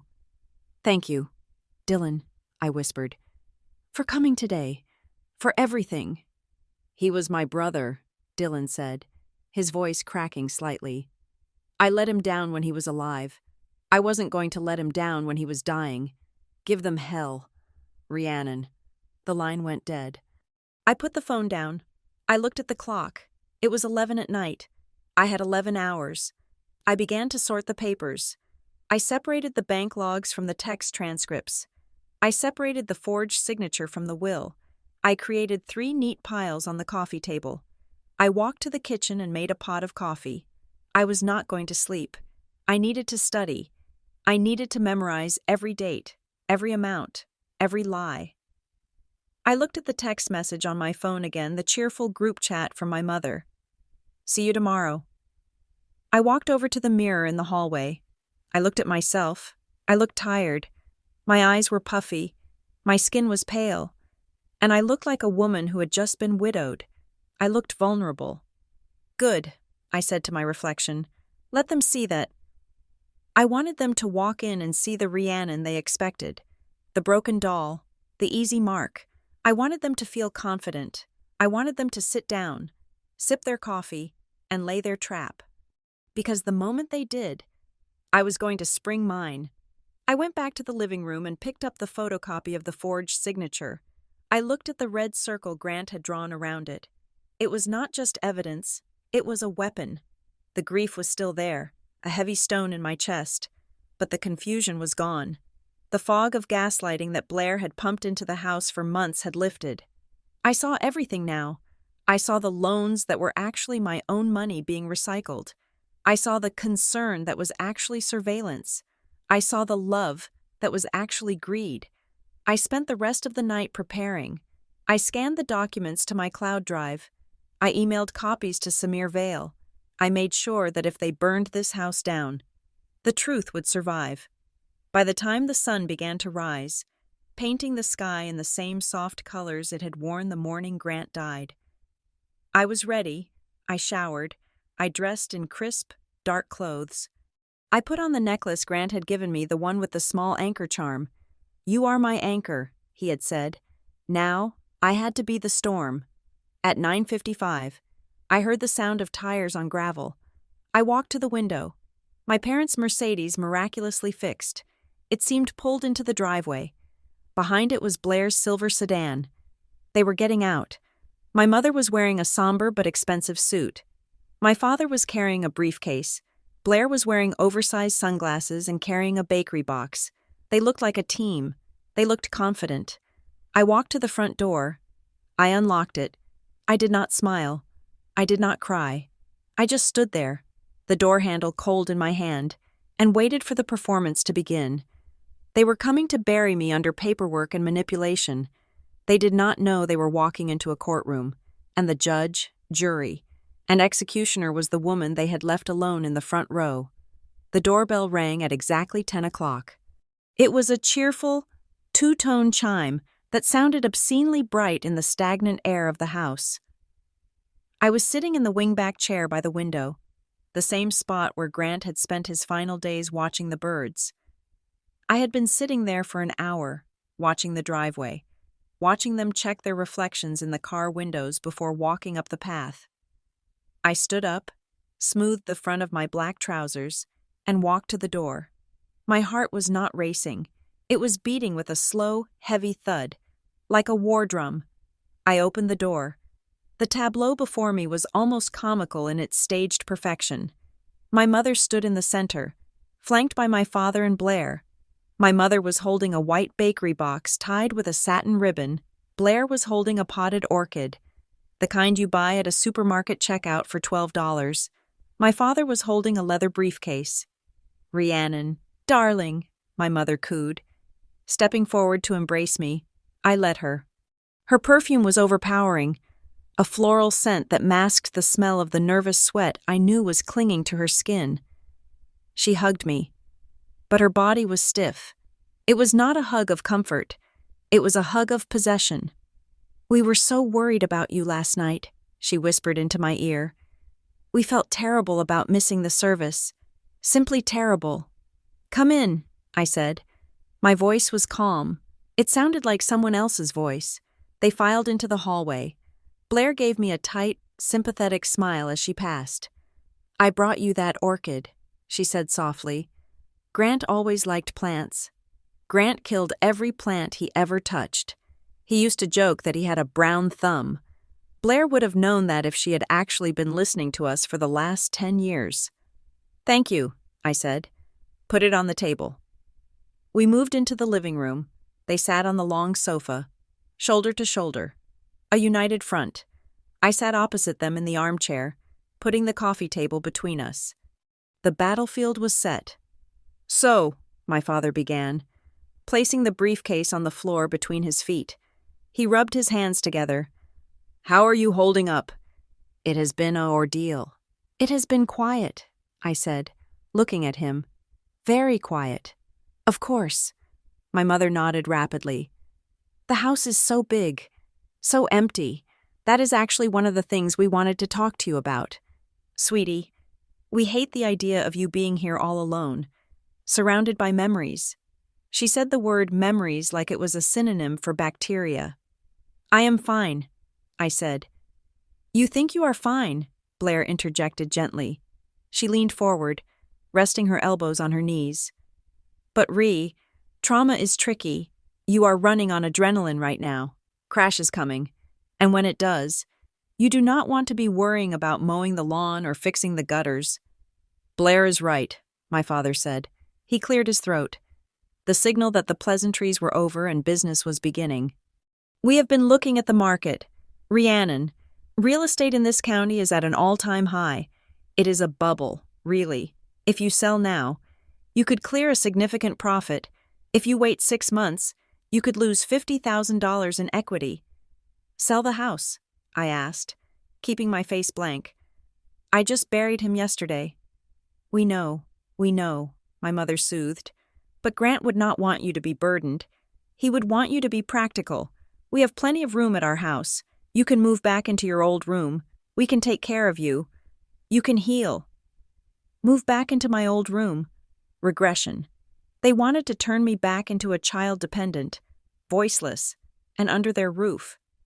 "And it is not just the house," Blair added. She pulled a folder out of her oversized tote bag. "I was thinking about the insurance payout. I know it is tacky to talk about money, but the check will be coming soon, and interest rates are terrible right now. If you just leave that money in a savings account, you are basically losing money to inflation." She opened the folder. It contained glossy brochures. "I have a friend," she continued, her voice lowering to a confidential pitch. "His name is Marcus. He runs a boutique investment firm. He specializes in high-yield portfolios for unexpected windfalls. I talked to him about your situation. He said he could get you a guaranteed return of 8% if we move quickly." 8%, I repeated. "It is an incredible opportunity," Blair said. "But the buy-in window closes on Friday." "Friday," I said. "That is in 2 days." "Exactly," my father said. He reached down and clicked the latches of his briefcase open. Snap, snap. That is why we came today. We need to be proactive. Rhiannon, look at you. You are exhausted. You are not in a position to make complex financial decisions. You are grieving. Grief clouds the judgment. It makes people do irrational things. Like what? I asked. Like hoarding cash, my father said. Or spending it on memorials that no one will see. Or letting a house rot around them. He pulled a stack of documents from the briefcase. We want to help you carry this load. We want to take the burden of administration off your shoulders. We are family, my mother said, her eyes welling with tears that looked impressively real. That is what family does. We step in. I looked at the three of them. They were so coordinated. My father the hammer, my mother the velvet glove, and Blair the scout. They had rehearsed this. I could almost see the script floating in the air between us. So what are you suggesting? I asked. My father slid the papers across the coffee table toward me. This is a limited power of attorney, he said. It is very standard. It just allows me and your mother to handle the sale of the house and the management of the insurance funds on your behalf, just until you are back on your feet. Maybe a year, 2 at the most. And this, Blair said, sliding a second document next to the first, is an authorization for Marcus to set up the investment trust. It just needs your signature to open the account. We can transfer the funds directly when the insurance check clears. I looked at the papers. They were thick, official-looking documents on heavy bond paper. They had little sign here sticky flags already attached to the signature lines. They had brought a pen. My father took a heavy gold-plated fountain pen from his pocket and uncapped it. He laid it on top of the power of attorney.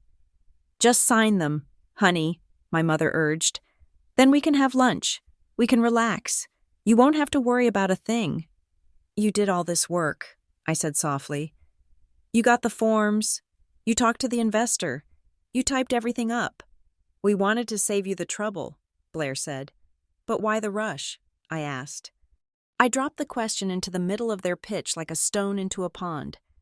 They blinked. What do you mean? My father asked, a slight edge creeping into his voice. I mean, Grant died 3 days ago, I said. The insurance check won't arrive for weeks. The probate process takes months. Why do I need to sign a power of attorney today? Why does the investment window close on Friday?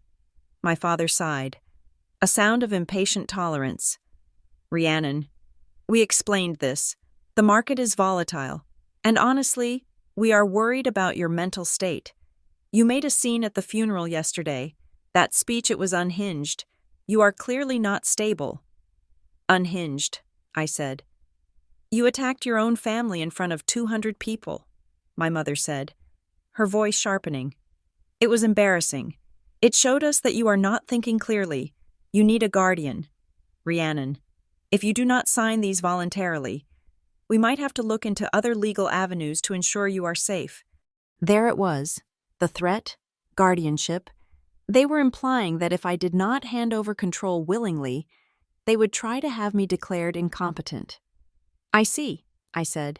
I picked up the fountain pen. I held it in my hand, feeling the weight of it. You really think I am not capable of managing this, I said. We know you aren't, Blair said. It is not an insult. It is just facts. You are a nurse, not a financial planner. You are out of your depth. Maybe you are right, I said. I put the pen down. I did not sign. I stood up. Where are you going? My father demanded. I have something to show you, I said. If we are talking about paperwork, I have some paperwork too. I walked out of the living room and into the kitchen.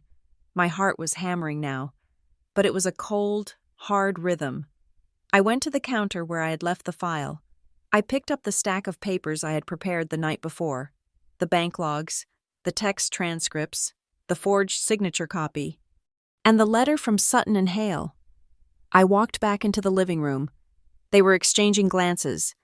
My mother was whispering something to Blair. When I entered, they fell silent, composing their faces back into masks of concern. I stood at the head of the coffee table. I looked down at them. You brought a power of attorney, I said. You brought an investment scheme. You brought threats. I tossed the first page onto the table. Right on top of their nice, clean documents, it was the screenshot of the failed login attempt from Blair's phone. What is this? Blair asked, squinting. That is a log from the bank, I said, showing an attempt to access my savings account from an iPhone 14 Pro on October 12th, while you were sitting in my kitchen. Blair's face went white. That is a glitch. I don't know what that is. I tossed the next page, the copy of the medical form with the bank authorization header visible. And this, I asked, is this a glitch? Or is this attempted fraud? You asked me for a signature for oxygen. You tried to authorize a wire transfer. Rhiannon, stop this. My father stood up, his face reddening. This is paranoid nonsense. You are proving our point. Sit down, I said. My voice was not loud, but it was lethal. It was the voice of a woman who had nothing left to lose. I am not finished. I threw the transcripts of their conversation onto the table. Grant heard you, I said. The room went dead silent. He was paralyzed, my mother whispered. He couldn't hear. He heard everything, I said. He heard you discussing the insurance. He heard you calling me weak. He heard you planning to divert the funds into a trust you controlled. He recorded it, and he transcribed it. I looked at my mother. She had pressed a hand to her mouth. He called you wolves, I said. In the letter he left me, he called you wolves. That is a lie, my father sputtered, but he was looking at the papers with genuine fear now. Grant was brain damaged. He was hallucinating. None of this would hold up in court. Maybe not, I said. But this will... I dropped the final document, the letter from Sutton and Hale, the document establishing the revocable trust with the Shark lawyer as the mandatory countersignatory. Grant didn't just listen, I said. He acted. He locked it all down. Dad, every cent, the insurance, the house, the accounts, it is all in a trust, and the trustee isn't me. It is a lawyer named Samir Vale. And do you know what the terms are? I leaned forward, placing my hands on the table, leaning into their personal space. I cannot sign anything, I said, smiling a smile that had no humor in it. I literally cannot give you the money even if I wanted to. Grant put a lock on it that lasts for 2 years. He handcuffed me to a forensic accountant to protect me from you. My father picked up the legal document. His hands were shaking. He read the header. He read the clause. He dropped the paper as if it were burning him. He couldn't have, my father whispered. He was dying. He was dying, I agreed. But he was smarter than you. He knew you would come. He knew you would bring cinnamon rolls and contracts. He knew you would try to gaslight me into thinking I was crazy. I looked at Blair. She was shrinking into the sofa, trying to make herself invisible. And you? I said to her. My best friend. You stole from the boot drive. You stole from a dying man. I have the video from the neighbor's doorbell camera showing you coming in when I wasn't here. I have the missing envelope logs. Please, Blair stammered. Tears streaming down her face, now real tears of terror. I was in debt. I was going to pay it back. I swear. Save it, I said. I swept my arm across the table, knocking their papers the power of attorney, the investment brochures onto the floor. You came here to pick the bones, I said. But the body isn't dead yet. I am still here. My father looked at me. The condescension was gone. The mask of the concerned parent was gone. In its place was the ugly, naked face of a man who had been outmaneuvered. You ungrateful child, he hissed. After everything we have done, we are your family. No, I said. You are my relatives. There is a difference. Grant was my family, and you abandoned him. I pointed to the door. Get out, I said. Rhiannon, be reasonable, my mother pleaded, switching tactics to the victim role. We can explain. We can work this out. There is nothing to work out, I said. The assets are frozen. The lawyer has copies of the attempted fraud. If you ever contact me about money again, if you ever try to gaslight me again, Samir Vale will file charges for elder abuse and financial exploitation. He is waiting for my call. You wouldn't, my father said. Try me, I said. I buried my husband yesterday. Do you really think I am afraid of you? I picked up the phone from the side table. I am going to count to 10, I said. If you are not out of my house, I am calling the police to report a trespassing and a theft. Rhiannon, Blair cried. 1, I said. My father grabbed his briefcase. He did not look at me. He looked at the floor. He marched to the door. 2, my mother scrambled up. Clutching her purse, she looked at the bakery box on the table. I just wanted... Leave the box, I said. 3, Blair was the last to rise. She looked at me with eyes that begged for a mercy she did not deserve. We have been friends for 15 years, she sobbed. That is the saddest part, I said. 4, she turned and ran. I followed them to the door. I watched them scramble into their cars. The coordination was gone. It was a rout. They were not a team anymore. They were rats fleeing a sinking ship. I slammed the front door. I locked the deadbolt. I slid the chain into place. I walked back into the living room. The papers were scattered on the floor. The orchid sat on the table. The smell of the cinnamon rolls was still in the air. I sank onto the sofa. My hands were shaking now. The adrenaline was leaving my body, leaving me hollow and trembling. But it was a clean feeling. It was the feeling of a fever breaking. I picked up the phone and dialed the number on the white card Dylan had given me. It rang twice. This is Dylan, the voice answered. They are gone, I said. My voice cracked. I did it. They are gone. Are you okay? He asked. No, I said, but I'm safe. Good, Dylan said. Now we rebuild. I thought it was over when I slammed the door. I thought the sight of my father clutching his briefcase and Blair weeping into her hands meant I had won. But I had underestimated the sheer, blinding power of greed. Greedy people do not walk away because they have been caught. They walk away only when they realize there is absolutely nothing left to consume. I watched through the peephole. They had not left.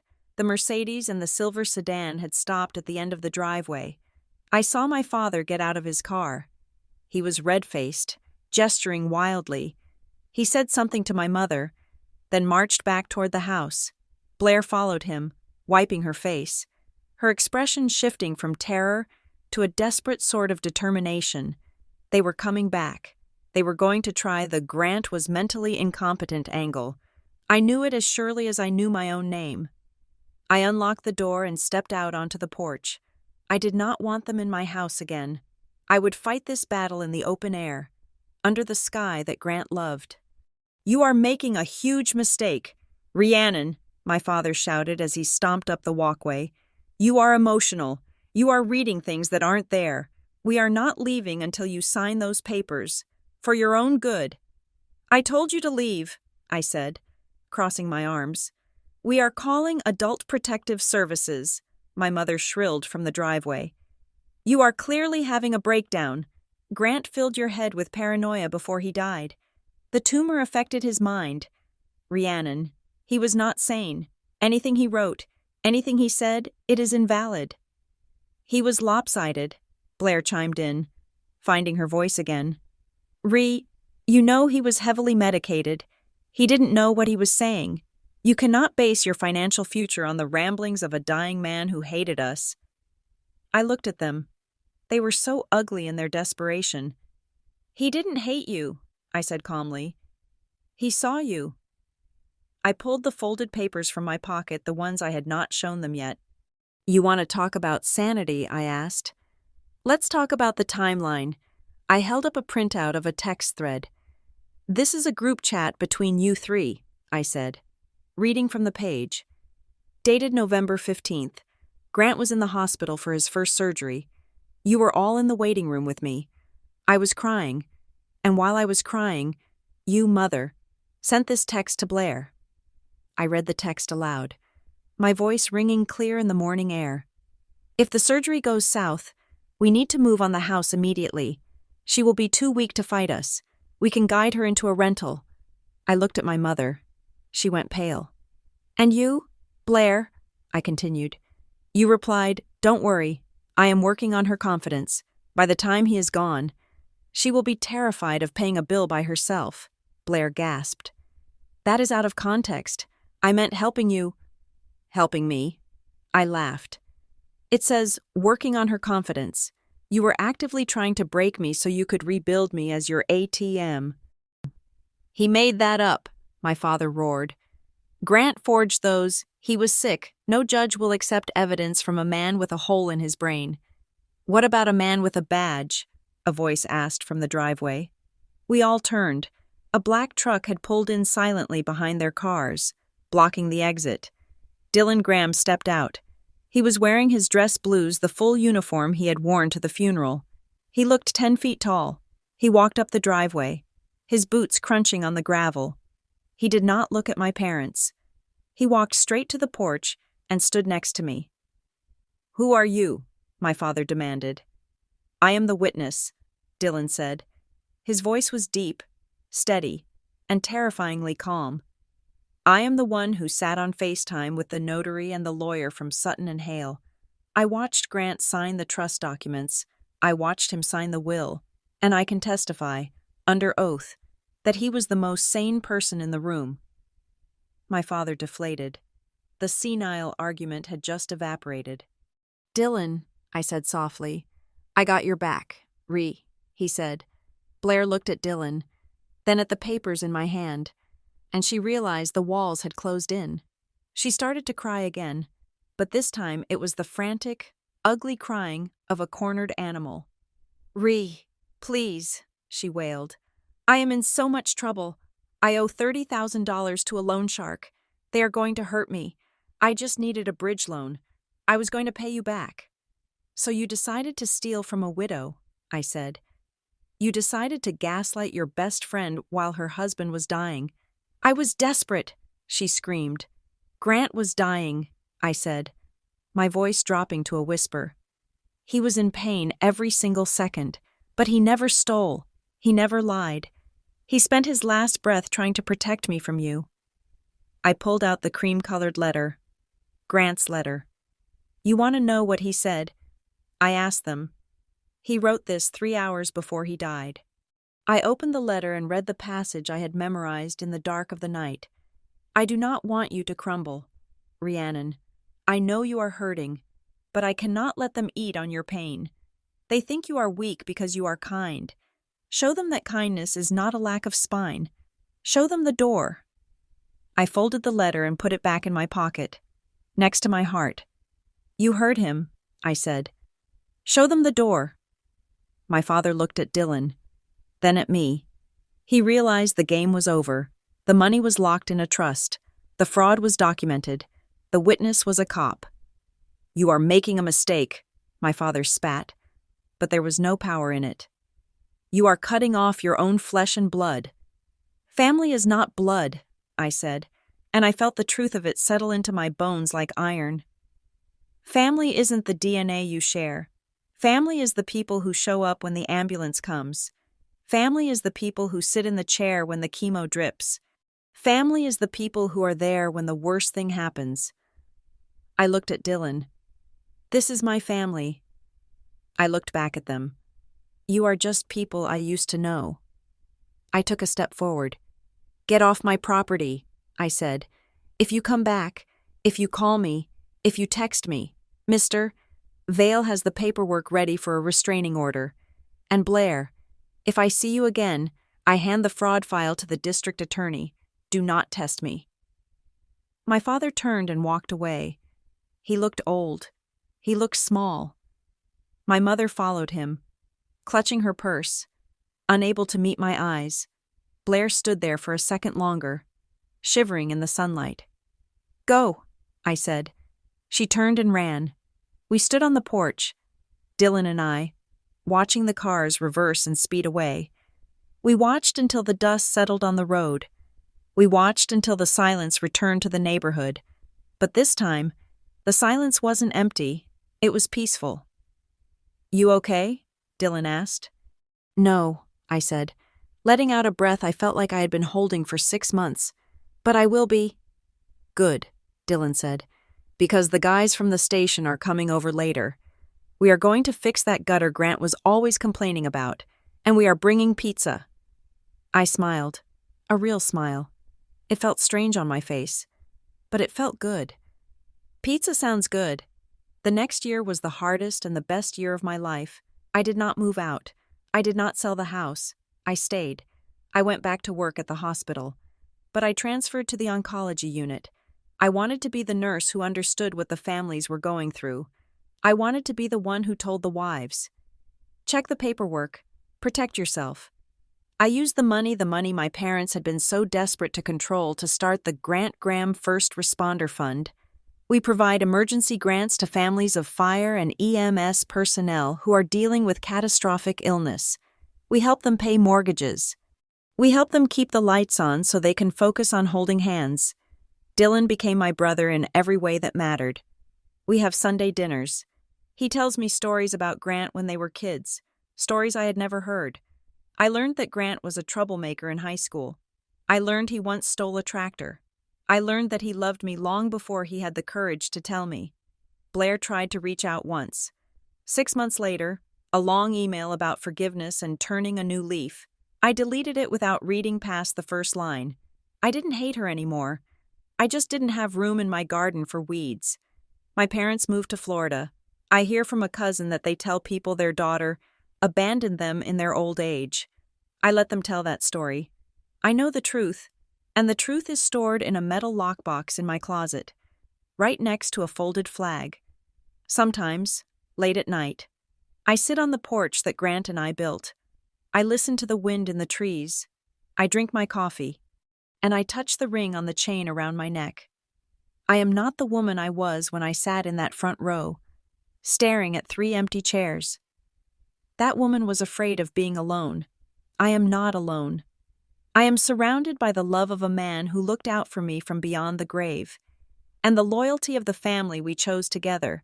I learned the hard way that betrayal can break you, but it can also clear your vision. It burns away the fake things, the convenient things, the weak things. And what is left? What is left is the steel in your spine and the people who actually matter. So, here is my message to you.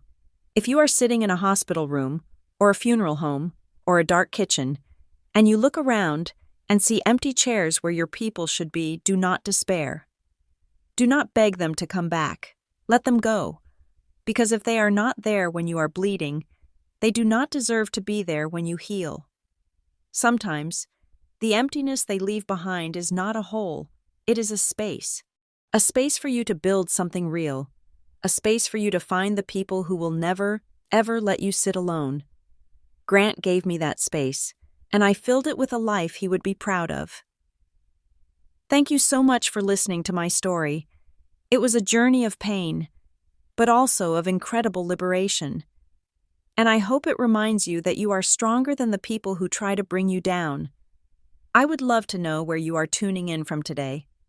Please comment your city or country below. Let's see how far Grant's story has traveled. And if you enjoyed this story and want to hear more about justice and resilience, please subscribe to Emma Revenge Stories. Like this video and smash that hype button to help us share these important lessons with more people. You are not alone.